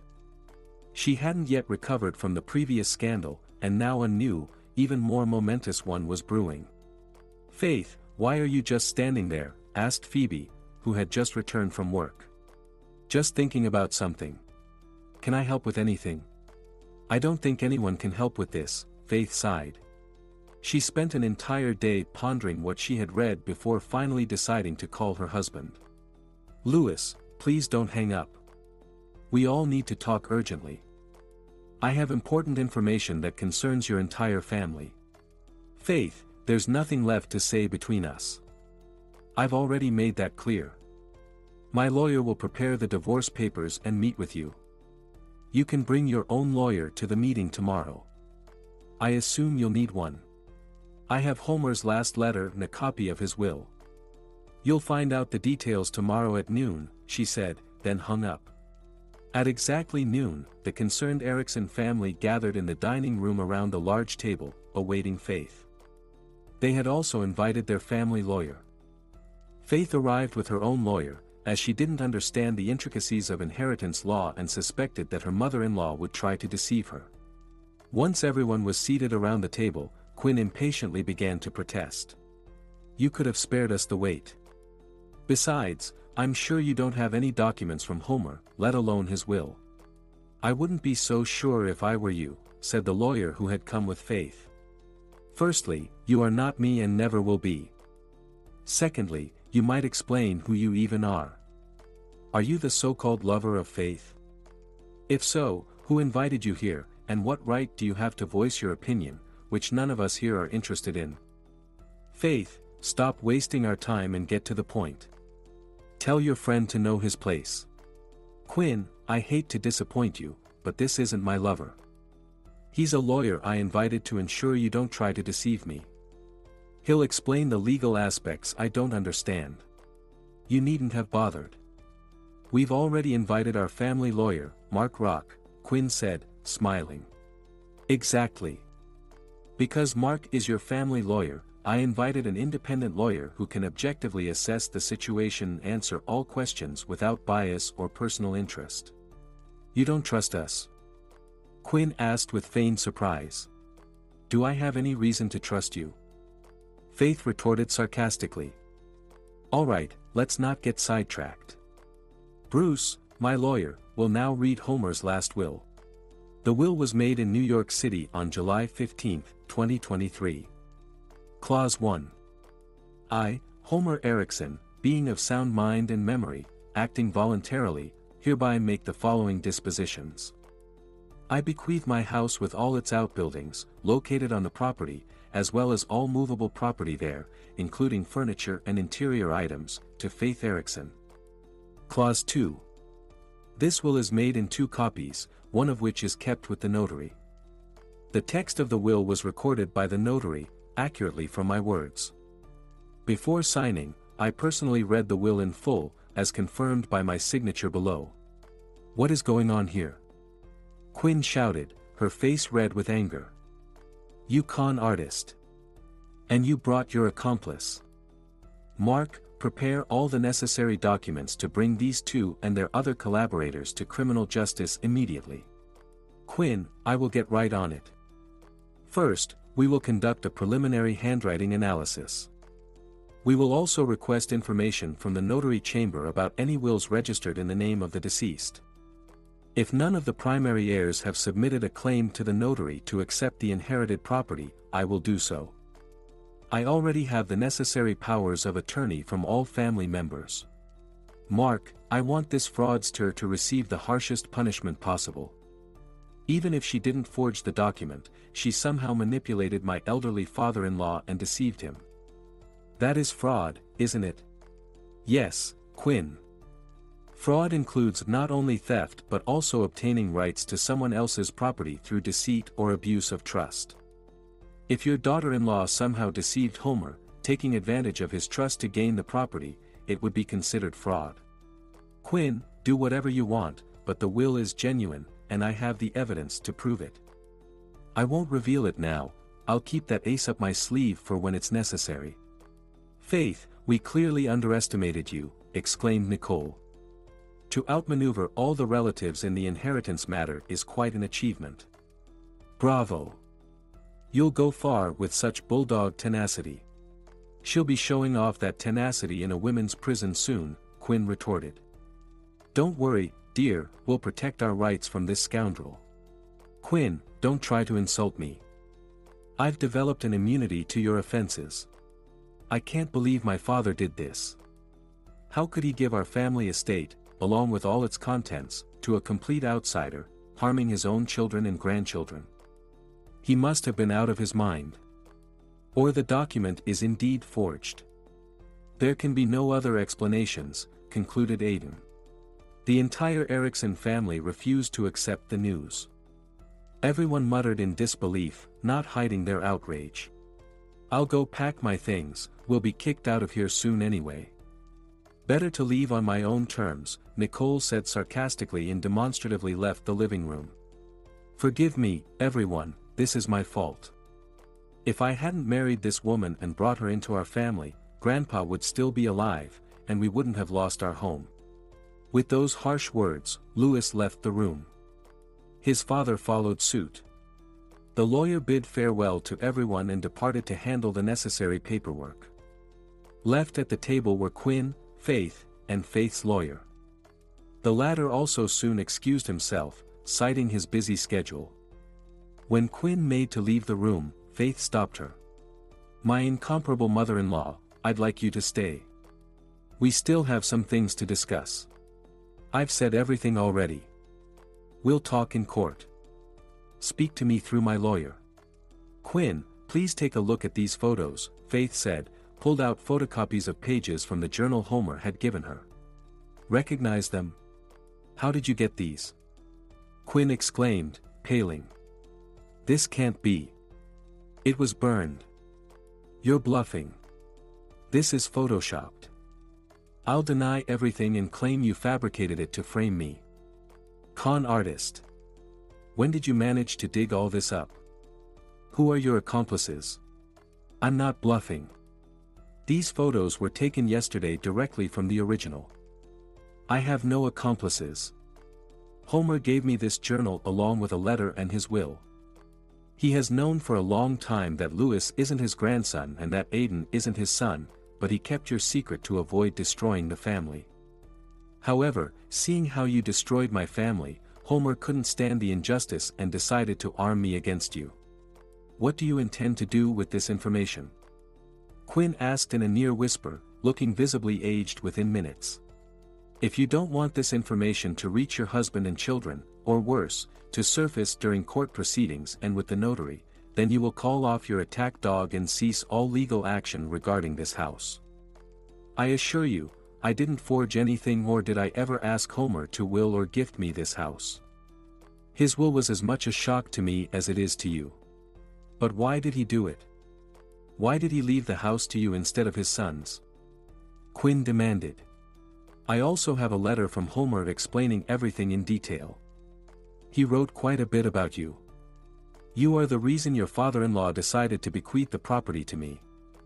He was convinced you would sell everything in a rush for large sums of money, and the new owners would demolish the old buildings, cut down the ancient trees, and build a modern mansion. Homer wanted the house, the buildings, and the grounds to remain as a memory of him and his one true love, Rosalie. Do you think we couldn't fulfill Homer's wishes? His own children could have carried out his requests. They would have done as their father asked," Quinn argued, still not ready to give up the fight. "Quinn, after your deception, using your pregnancy from a classmate to marry Aiden, there's no trust left.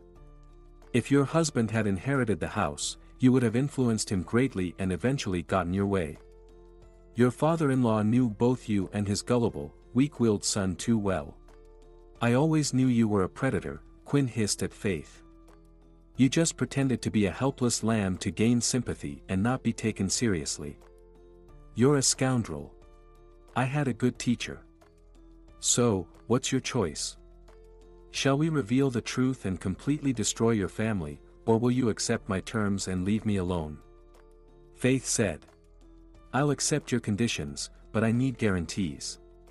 How do I know you won't tell someone about this sooner or later?" "There are no guarantees. It all depends on your behavior. If you deceive me, I'll be forced to reveal your secret. Additionally, I have one more condition. You must help reconcile me with Louis. In case you haven't realized, I've never cheated on him and I love him deeply. Your journal reveals not only that Louis is Henry Tell's son, but also that you never loved your husband Aiden. I don't think that will make him happy. Living with someone you don't love must be hard, but fortunately, I can't relate. You snake. You pretended to be so meek all this time and chose to reveal your true self at the right moment. Ha! I've never met a more deceitful woman than you. You couldn't achieve your own happiness, had to live with a man you didn't love, and now you won't let others live peacefully. Why did you need to separate me and Louis? Do you think you did him a favor? We love each other. But you wouldn't understand that because you've never known mutual love. Your Henry didn't want to marry you. That means he didn't love you. Shut up. Enough. Stop. Quinn's face was ashen. She clutched her heart, looking as if she was struggling to breathe. Quinn, are you okay? Should I call an ambulance? Faith asked. No, I just need to rest. I have medication in the bedroom. I'll take it, and I'll be fine. What about our conversation? Should we postpone it for a few days if you prefer? I need to think about what to do next. I can't just go out and tell everyone I've changed my mind. I'll discuss everything with the lawyer and call you. Right now, I have neither the physical nor the moral strength to continue this conversation. With these words, Quinn stood up from the table and, holding onto the wall, slowly made her way to her bedroom. Faith realized there was nothing more for her to do in the house at the moment and left to meet with the lawyer as they had planned. Quinn was in complete disarray. She had played one of her stellar roles today, that of a woman on the verge of a heart attack due to tragic events. In reality, she wasn't feeling unwell at all. Quinn's nervous system could withstand far more because she was extremely resilient to stress. She needed to buy time and used an appropriate trick. Her daughter-in-law turned out to be kind enough to pity her despite their conflict. Reflecting on her situation, Quinn decided to call the lawyer. Hello, Mark. It's Quinn. Have you started working on our inheritance dispute? I have a few questions, but this isn't a phone conversation. Can I come by today to discuss a confidential matter? Hello, Quinn. Does this matter relate to the inheritance we discussed today? In a way, yes. But I'm not a lawyer, so I can only guess there might be a slight connection. I'd appreciate it if you could clarify how closely related these topics are and how it might affect the outcome. Alright, if it's related to the inheritance case, come by at 5 p.m. Great, I'll be there. Thank you, see you then. With that, Quinn hung up the phone and started getting ready to visit the lawyer. Meanwhile, Faith was already meeting with her lawyer. She couldn't discuss certain matters in front of everyone, and now she needed to clarify them to understand the bigger picture. Bruce, please tell me what consequences the Erickson family's lawyer's actions might have. What can he do? How could this harm me? Do they have any chance of invalidating the will? If you haven't committed any illegal acts, the only remaining issue is the health of the testator, Homer. If he had been under the care of a psychiatrist with a certain diagnosis, there is a possibility of declaring the transaction void if it was made by a person deemed incompetent due to a mental disorder. If an expert examination finds that at the time of the transaction the testator suffered from a mental disorder that prevented him from understanding his actions and their legal consequences, the transaction can be invalidated. Was Homer registered at a psychiatric clinic or observed by a psychiatrist in any private clinic? I don't know. I wasn't informed of such details. But I never heard or saw anything like that. Homer had a complicated personality, but I don't think he had any mental disorder. In my opinion, he was actually the most sane person in the family despite his age. Faith, the thing is, even some age-related changes are considered mental disorders, such as senile dementia. Senile dementia is a progressive decline in mental and intellectual abilities due to the death of brain cells. So mental illnesses can be very different.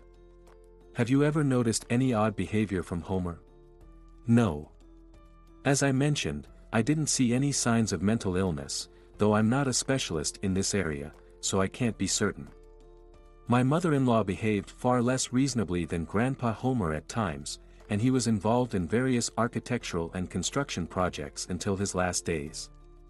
He was invited to expert councils. I don't think he could have worked productively if his mind wasn't sharp. Yes, you're right.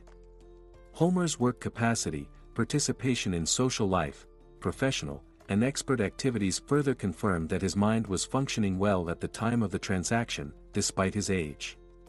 Thank you, Bruce, you've reassured me a bit. Faith, I promise I'll do everything I can to ensure the court rules in your favor. Quinn, meanwhile, didn't waste any time either. At the appointed time, she appeared at their family lawyer's office. Now, in this polished woman in expensive branded clothes, you couldn't recognize the disheveled sick woman Faith had left at the Erickson house earlier that day. Mark, what an exquisite office you have. It's clear the owner has good taste. It's been a while since I've been here. A lot has changed, Quinn said, keeping the conversation light. Quinn, thank you, but let's get to the point. What confidential matter did you want to discuss with me? Mark replied, steering back to business. Mark, I'm not sure how to say this. It's not something you just blurt out even to close ones, let alone a stranger, but there's such a thing as attorney-client privilege. Can I count on what I say here staying within these walls? Quinn asked cautiously. Yes, Quinn, you can trust that what you tell me today will not leave this office unless you instruct otherwise, Mark assured her. The thing is, I had a relationship before marriage with a man, and I didn't know I was pregnant when we broke up. Later, I met my husband, we got married, but there's a possibility that my eldest child isn't my husband's. Now there are some complications related to this detail, so I need to know, if it turns out that Louis isn't Aiden's son, could this affect his inheritance rights? Quinn explained, her voice tinged with concern.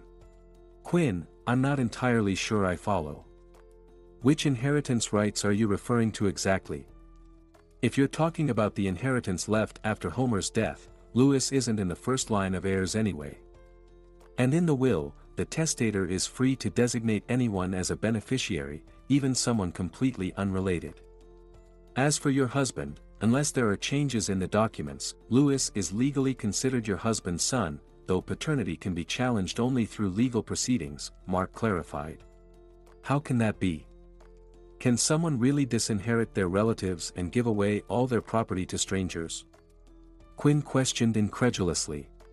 Quinn, perhaps what I'm about to tell you will be surprising, but according to current law, a testator has the right to dispose of their property to anyone as they see fit, to determine the shares of heirs in the inheritance, or to disinherit one, several, or all heirs without stating reasons for such disinheritance, Mark explained. And what does this mean for my son Louis? Quinn pressed further. Well, as I mentioned earlier, your son isn't among the first-line heirs by law upon the opening of Homer's estate after his death. The first-line heirs include children, spouse, and parents of the deceased. Therefore, your husband and his brother Leonard will inherit the remaining estate equally, excluding your country house, unless there is another will. And what will my children get then? Will they get nothing at all? Quinn asked, concern deepening. Your children will inherit either through a will, if specified as beneficiaries, or by representation rights. However, representation rights don't apply in your case, Mark replied. Why don't they apply? Quinn inquired. Because representation rights arise when a first-line heir dies simultaneously with the deceased or before the estate is opened. Since neither of those situations occurred, that legal provision doesn't apply, Mark explained. So, there are no other options for my children to inherit? Quinn concluded, sounding disappointed. There's still inheritance transmission. If an heir designated in a will dies after the estate is opened but before accepting their inheritance within the specified period, the right to accept the inheritance passes to their heirs, Mark offered. And that's it? So, this is a dead end. Quinn sighed, realizing the complexities of her situation. If your father-in-law didn't leave anything to your children in his will, they won't be able to claim any inheritance opened after his death. They weren't dependent on him due to incapacity, so they also don't have a claim to a compulsory share. What kind of lawyer are you, if you can't do anything? I'm an honest lawyer working within the boundaries of the law, not a magician. If you expect the impossible, you should seek legal assistance from another specialist. You entrusted me to challenge the will, and I will do that. If you've changed your mind, then pay for the actual costs I've incurred. Today, I visited several places to address your issue. I had transportation expenses, plus the time spent, which you also need to compensate at the agreed rate per our contract. You're so mercenary, Mark. My life is falling apart here, and all you think about is how to make more money, you scoundrel. Please refrain from insults, Quinn. I'm not your servant or maid. Every effort deserves payment. I diligently carried out your task and invested my own efforts into it. Do you think money rains down on me from the sky, so I can work for free now? I understand, Mark. Don't worry, you'll get your payment. But it will be final and conclusive. From now on, we no longer need your services. And if what I just heard leaks out later, I'll use all my connections to strip you of your lawyer status. With that said, Quinn stormed out of the office. She needed to think everything through. Never before in her life had Quinn faced such a complex situation for which she couldn't devise a solution herself.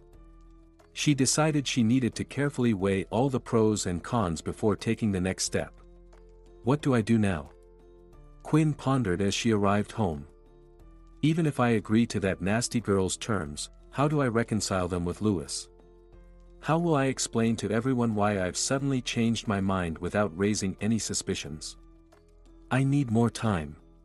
Hello, Faith, Quinn said into the phone. We need to talk.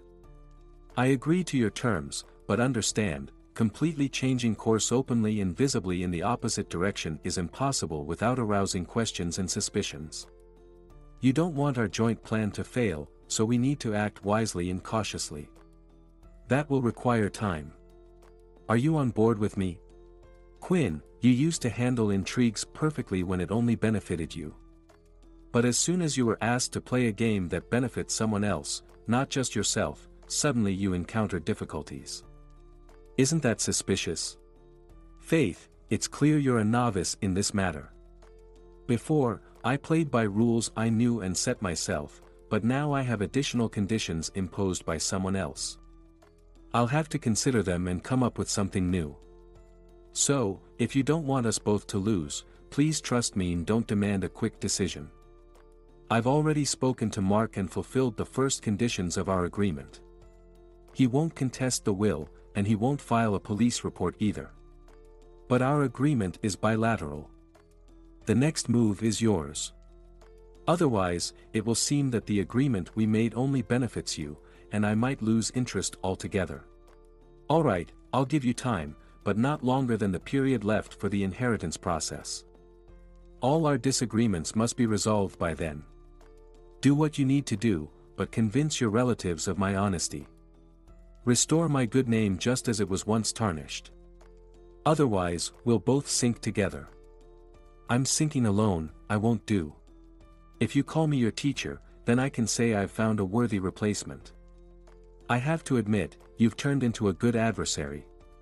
Great, now that we both realize that it's more advantageous to be friends than enemies, let's finalize our agreement. If either of us breaks our part of the deal, the other has the right to act as they see fit. With that, Quinn hung up the phone. She had bought herself a few months. During this time, anything could happen, including circumstances beyond her control arising, and Faith wouldn't be able to question her about them. Time was the most precious resource now in her possession, a small victory nonetheless. Her future daughter-in-law had been forced to compromise. Faith agreed with her mother-in-law on one thing only: a bad peace is better than a good war. But now she needed to consider backup plans, because fully trusting Quinn would be the last thing she'd do in her life.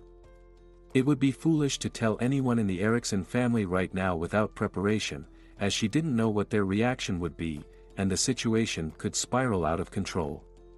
She could lose both her husband and the ally she had recently gained in her mother-in-law. All she could do now was wait to see what her mother-in-law would do. If she didn't interfere with Faith's inheritance, that would be good enough. Then at least one problem in her life would be lessened. But just to be safe, she needed to find out all the weak points of her position from a lawyer. Maybe there were some loopholes she didn't know about, and Quinn would definitely use them. Hello, Bruce. I'm sorry to bother you, but I have some questions. I spoke with my mother-in-law, and she promised not to interfere with my inheritance process.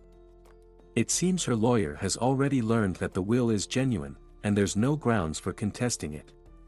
But Quinn asked me to give her time to sort things out with the family on her own. I said I would wait until the inheritance process is finalized. Now I have certain doubts about the honesty of my mother-in-law and the goodness of her intentions. Bruce, please tell me, after I inherit the Erickson estate, can other heirs still take any action? Or once I officially inherit, will they be unable to do anything further? Faith, any deal can be contested within 3 years. That's the general statute of limitations. The heirs have up to 3 years from the date they knew or should have known about the execution of the will to file a lawsuit to declare it invalid due to its nullity. Importantly, the statute of limitations cannot exceed 10 years from the actual date of the will's execution. In theory, this could stretch the contesting period to 10 years.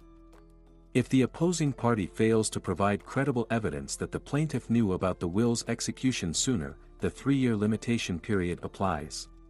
So, I'm not protected from someone challenging the will even after I inherit?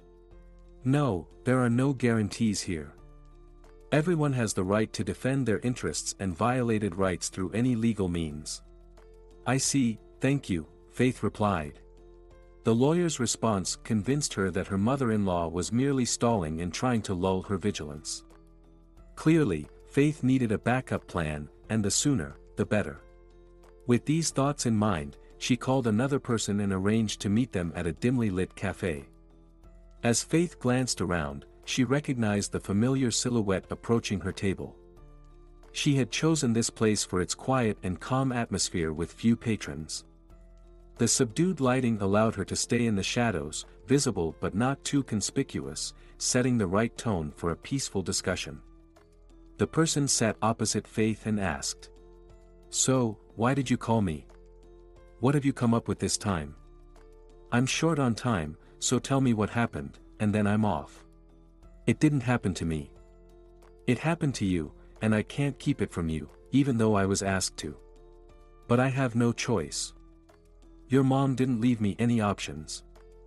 But before I tell you everything, promise me you won't tell anyone. Otherwise, you'll ruin not just your life, but everyone else's too. What could you possibly tell me that I don't already know? And how could this information affect our entire family? Did Grandpa write another will in your favor and leave us with nothing? I wouldn't even be surprised. We're prepared for anything. Nicole has already packed her things, waiting for you to tell us to leave your house. This has nothing to do with Homer and his inheritance, at least not directly. Then I don't understand why I'm here. I have zero interest in anything related to you, directly or indirectly. Sorry, but you've wasted your time and mine. In the future, don't bother me for no good reason.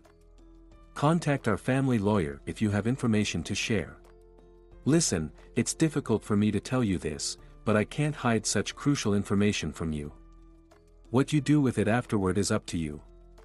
Just promise not to tell your parents, or it will lead to a major scandal that could irreversibly tear our family apart. Understand, I don't want that. In fact, quite the opposite. I'm trying to regain your trust, which wasn't lost by me, but I'm taking this step to earn it back. You betrayed me. What trust are you talking about now? Betrayal is treachery. You stabbed me in the back. If you bring this up again, I won't listen," said Louis, starting to rise from the table, but Faith grabbed his arm and stopped him. "Please understand, finally, that your mother has been trying to divide us all this time. She found this diary with my work notes and presented her desires as reality, not mine, but hers. These are just drafts for a future book. There's no other evidence, and there can't be. You can ask any of my colleagues about it. But I have proof that Quinn has been lying to us all this time, not just to you but to your entire family and everyone around us. You can verify if I'm right or not." "What are you talking about? What proof?" "Here's your mother's diary from her youth, and this is a letter from Grandpa addressed to me, detailing how he found this diary. Read it all, and you'll understand." Faith handed Louis the worn-out blue-bound diary, opened to the relevant page, and the letter. Louis scanned through the lines with familiar handwriting. Faith watched as his eyes widened with each read sentence. He finished reading but hesitated to look at his wife. Now you see who's been constantly scheming and deceiving everyone. Believe me, I love you dearly and would give you everything I inherited if Homer hadn't asked me personally to accept and preserve his home. It's his final wish, and we must respect and honor it. You said what you wrote in the diary were drafts for a future book. But how can I be sure that this situation isn't just the same? Firstly, I've already talked to your mother about this, and she admitted it's true. Apparently, she couldn't come up with any excuse because I caught her off guard. Secondly, you can always do a DNA test. Check if you're Aiden's son. Yes, you're right. I didn't even think of that. I'm sorry I hurt you, but if someone else had told you later and found out I knew but didn't say anything, I would risk losing you forever. Let me at least remain your friend if you don't want to see me as your wife. I don't want us to part as enemies. Honestly, my mind is in a whirl right now. It's all so confusing. It's too much of a psychological burden. I can't figure out who's my enemy and who's my friend right now. Everything is blurred. Thank you for telling me. I appreciate it, but don't ask me for an immediate answer. Please give me time. I need to think everything through. With that, Louis slowly got up from the table and headed for the exit. Time. Faith was asked for time again. There's always so much of it when you don't think about it and so little when you need it. In any case, she would have to wait because she had used up her last chance to play her own game. Now everything depended on Louis' decision. Louis struggled to fall asleep, replaying everything he had learned today in his mind. How would he now look his father in the eye, knowing he wasn't truly his son? Who was his real father? Did he know he had a son? Why did his mother treat them all this way? There were so many questions, and only one person could help find the answers: Quinn. Having tossed and turned all night without sleep, Louis could barely wait for his mother to wake up. She was sitting alone in Homer's former study, sorting through some papers. Louis decided it was the right moment to talk and entered, closing the door behind him. Their conversation shouldn't reach anyone else's ears. He had promised Faith not to tell anyone, but his life had turned out to be a continuous deception and farce. He needed to sort everything out, to continue living calmly. With this information, he couldn't go on without answers to his questions. He had to fill in the missing pieces at all costs. Mom, we need to talk seriously. Yes, son, I'm listening. Where does your classmate Henry Tells live now? Why do you suddenly need to know about my classmate?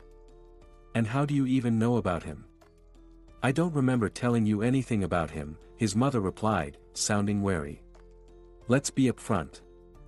I know he's my real father, and I want to meet him. So that schemer couldn't keep her word and told you everything she said to you? She didn't tell me anything, I read it myself. I visited her yesterday to talk and saw a diary lying on the bedside table. I thought it was hers, took a look while she was away, and it turned out to be yours. There was a letter inside from Grandpa, or rather Homer. He's not my grandpa, is he? Well, if you already know everything, what's the point of me denying it now? Yes, I got pregnant by my classmate Henry, whom I loved dearly. We were dating and planning to get married, but then a tragedy struck. He had an accident and died. I couldn't bring myself to have an abortion. Then Aiden started showing interest in me, and everything happened so quickly. But I never told him I was pregnant.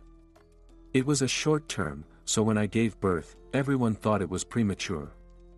I didn't want to convince anyone otherwise. Now you know everything, and you can spread it all over the world, including telling Aiden and breaking his heart. Do you have a photo of my real father? No, only a graduation photo in the album. I destroyed the other photos to avoid unnecessary questions. Are there any relatives on my father's side? Honestly, I don't even know.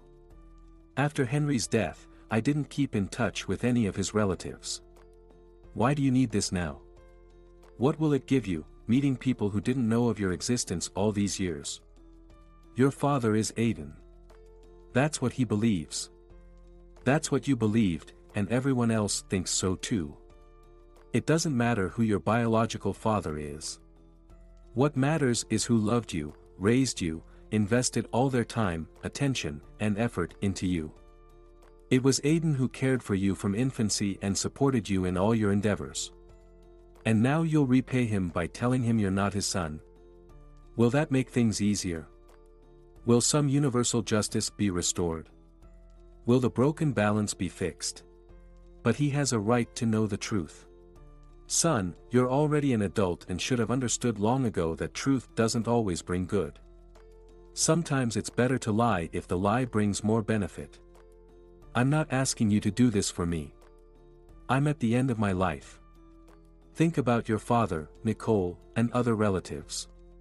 How many people will be hurt by this news? How will they look at you afterwards? Will you just say, sorry, but we're not blood relatives after all? And even if you're a stepbrother to Nicole, to everyone else on Aiden's side, you'll become a complete stranger. Do you want to completely destroy our family? Maybe you're right. I'm always right. It's just not always obvious. That's why your Faith left the diary in a prominent place, knowing you'd come to visit her. Think about it, son. As for me, I'll go to my room. I don't feel well after this conversation. Reaching her bedroom, Quinn firmly closed the door and dialed Faith's number.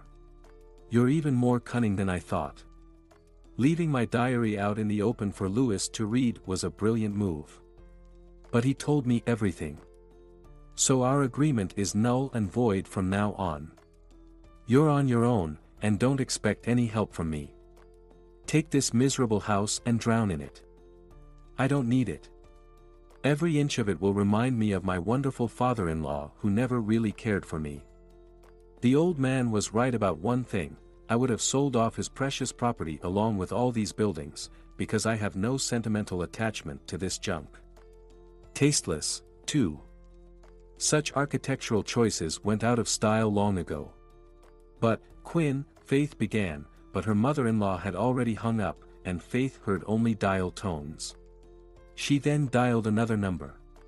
How could you tell your mother everything on the very first day? I asked you not to do that. You gave me your word, remember? Faith, please calm down. I didn't tell Mom it was you who told me. I made up a story that I came to talk to you, saw the diary on the bedside table, thought it was yours, took a look, and then realized it was Mom's. I never intended to break your promise. But I couldn't stay silent either. Think about it. I needed to find out what's going on with my biological father now. Where else could I look for that information? So you didn't tell her it was me who invited you and showed you the diary? No, of course not. I said I called you myself because I wanted to talk to you. I came over, you were gone, and I took the opportunity to leaf through the diary. I'm sorry. I thought you betrayed me to your mother. It's all nonsense. I shouldn't have told you anything in the first place. I regret my actions. You did the right thing. I'm very grateful to you for that. Anyway, living in ignorance is worse for me than a bitter truth. If anyone should apologize, it's me. I realize now I didn't even try to understand the situation with your diary. I just believed words taken out of context, didn't give you a chance to explain everything, and as a result, Homer died, unable to bear such injustice from me. I'm to blame for that too, and for not letting you attend his funeral, and then everyone turning against you with that will. It's all my fault. I'm sorry, if you can forgive me. I feel so guilty in front of you. Is there any chance we can mend our relationship? Can I at least aspire to be your friend? Louis, I never expected to hear something like this from you. Of course, you can count on my friendship, and more. Can I come over now? I can't talk heart to heart with anyone else but you. I've missed our evenings so much, when we used to snuggle under one blanket and watch movies together. So many warm memories. Now that we've almost lost all of that, I can't seem to remember anything bad. God, what a fool I've been. Of course, come over. I'm always glad to see you. Louis and Faith sat on the couch, embracing each other tightly. Tears streamed down Faith's cheeks, tears of joy and relief. Finally, the dark period in her life had ended, and she was back in the arms of her beloved. "Sweetheart, why are you crying? We're together again now. Everything will be fine. We have a long, happy future ahead of us. Let's forget all the problems and mistakes from the past. Let's start fresh. Let's reboot our relationship completely," Louis said tenderly. "I just can't believe how happy I am. We've been apart for so long that I had almost given up hope of ever repairing things between us. If only you knew how hurt I was when you didn't believe me, even if the whole world was against me and you were the only one who supported me, that would have been enough for me to hold my head high. But your accusations felt like a verdict to me. Please promise me that you'll never do that to me again," Faith replied emotionally. "My dear, I don't know what punishment to impose on myself for hurting you like that. Don't cry, my love. I'm not worth a single tear of yours. Forgive me for the pain I caused you with my distrust and false accusations. I promise you, I will trust you and never believe any slander," Louis assured her sincerely. After these words, Faith held on to him tighter. The familiar scent of wood notes, mixed with perfume and a hint of tobacco, filled her senses.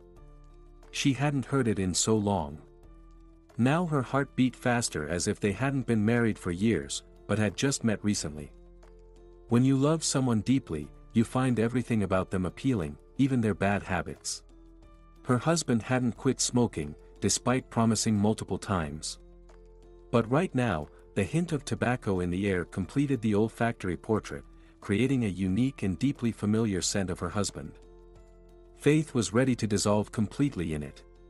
"Louis, I have one more piece of news for you. I wanted to tell you when I last came back from a work trip, but your mother got in the way then. And in the end, I couldn't bring myself to tell you, and afterwards, I didn't see the point in telling anyone else. I was so angry with you. I wanted this to be my secret.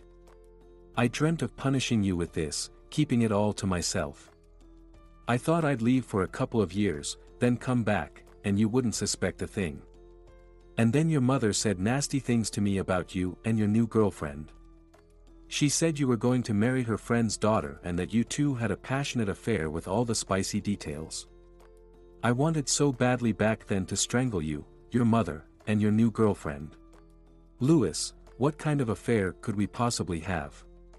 It was mother trying to set us up, but I immediately said nothing would come of it because I'm married and happy. Forget about this nonsense, sweetheart, don't scare me. Lately, the news hasn't been pleasant, and I'm already afraid to hear what else you might have been hiding from me. Faith, has something bad happened?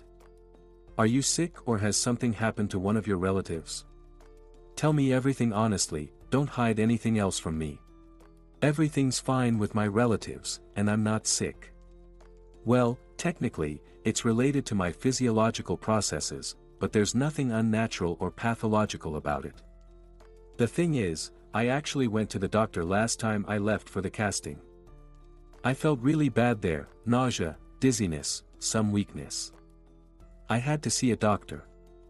He made me take some tests, and in the end, the results showed something. Faith, don't hold back, please. Waiting for bad news is worse than death, pleaded Louis. I don't want to die from the prolonged anticipation of this news. What happened to you? If you need a full medical examination, let's go to the best clinic. They'll examine you again. I'm sure it's not as bad as it seems. Darling, I won't leave you, no matter how scary the diagnosis may be. Louis, please calm down. There's no scary diagnosis, I'm not sick at all. The tests showed that everything's fine, there are no deviations. There was only one indicator that was slightly off. I decided to check what it might mean, and it turns out it often happens with a certain hormonal surge. I then went to see a specialist to confirm my suspicions. Is there something wrong with your hormones? Will you need any treatment? What did the doctor say? Do you need medication? Hormone therapy, her husband bombarded her with questions. The doctor agreed with my guess. I had an ultrasound and some additional tests done, and in the end, that doctor confirmed the initial conclusions. Oh my God, just tell me finally what the doctor said. I can't take this torture anymore. Are you driving me crazy because I hurt you so badly? We agreed to leave everything in the past, please don't toy with me and tell me what they said at the hospital. Or did I offend you so badly that you now wish me dead? If that's the case, I'll go find a grave now, lie down in it, and wait for death, Lewis exclaimed. Come on, don't talk about dying, his wife smiled. If anything, this should give you an extra reason to keep going. If you love me even a little, have mercy on me and tell me everything as it is. The doctor said there's nothing to worry about because this hormonal surge simply means that I'm pregnant. Pregnant? Gasped the frightened husband. Yes, it's that simple. I'm already 4 months along, so congratulations, you'll soon be a father. This news completely stunned Lewis, and he seemed to freeze for a moment, staring at Faith without blinking. But soon, the horror in his eyes turned into confusion, and then tears of happiness, which he didn't try to hold back as he hugged his beloved wife tightly. It seemed like time had stopped, and in the whole universe, there were only him and her. The news of Faith's pregnancy melted even the once stony heart of Lewis's mother. Subsequently, she had another heart-to-heart talk with Faith, and they agreed to a kind of truce on mutually beneficial terms. After all, now her future grandchild was growing in the belly of her daughter-in-law, which meant the continuation of the noble Eriksson lineage. According to the agreement, the Eriksson family continued to use the house and the property within it as before. In this regard, nothing changed for them, but in matters of disposition, Faith always had the final say as the owner of the inherited property. Aidan was also immensely happy to know he would have a grandson. As for Nicole, she decided to independently design and prepare the baby's nursery as a gesture of reconciliation with Faith. The next 6 months passed for the Eriksson family in pleasant anticipation before the arrival of the new family member. This child became a symbol of hope for positive changes and the strengthening of strained family ties. He became the connecting link they had all been missing for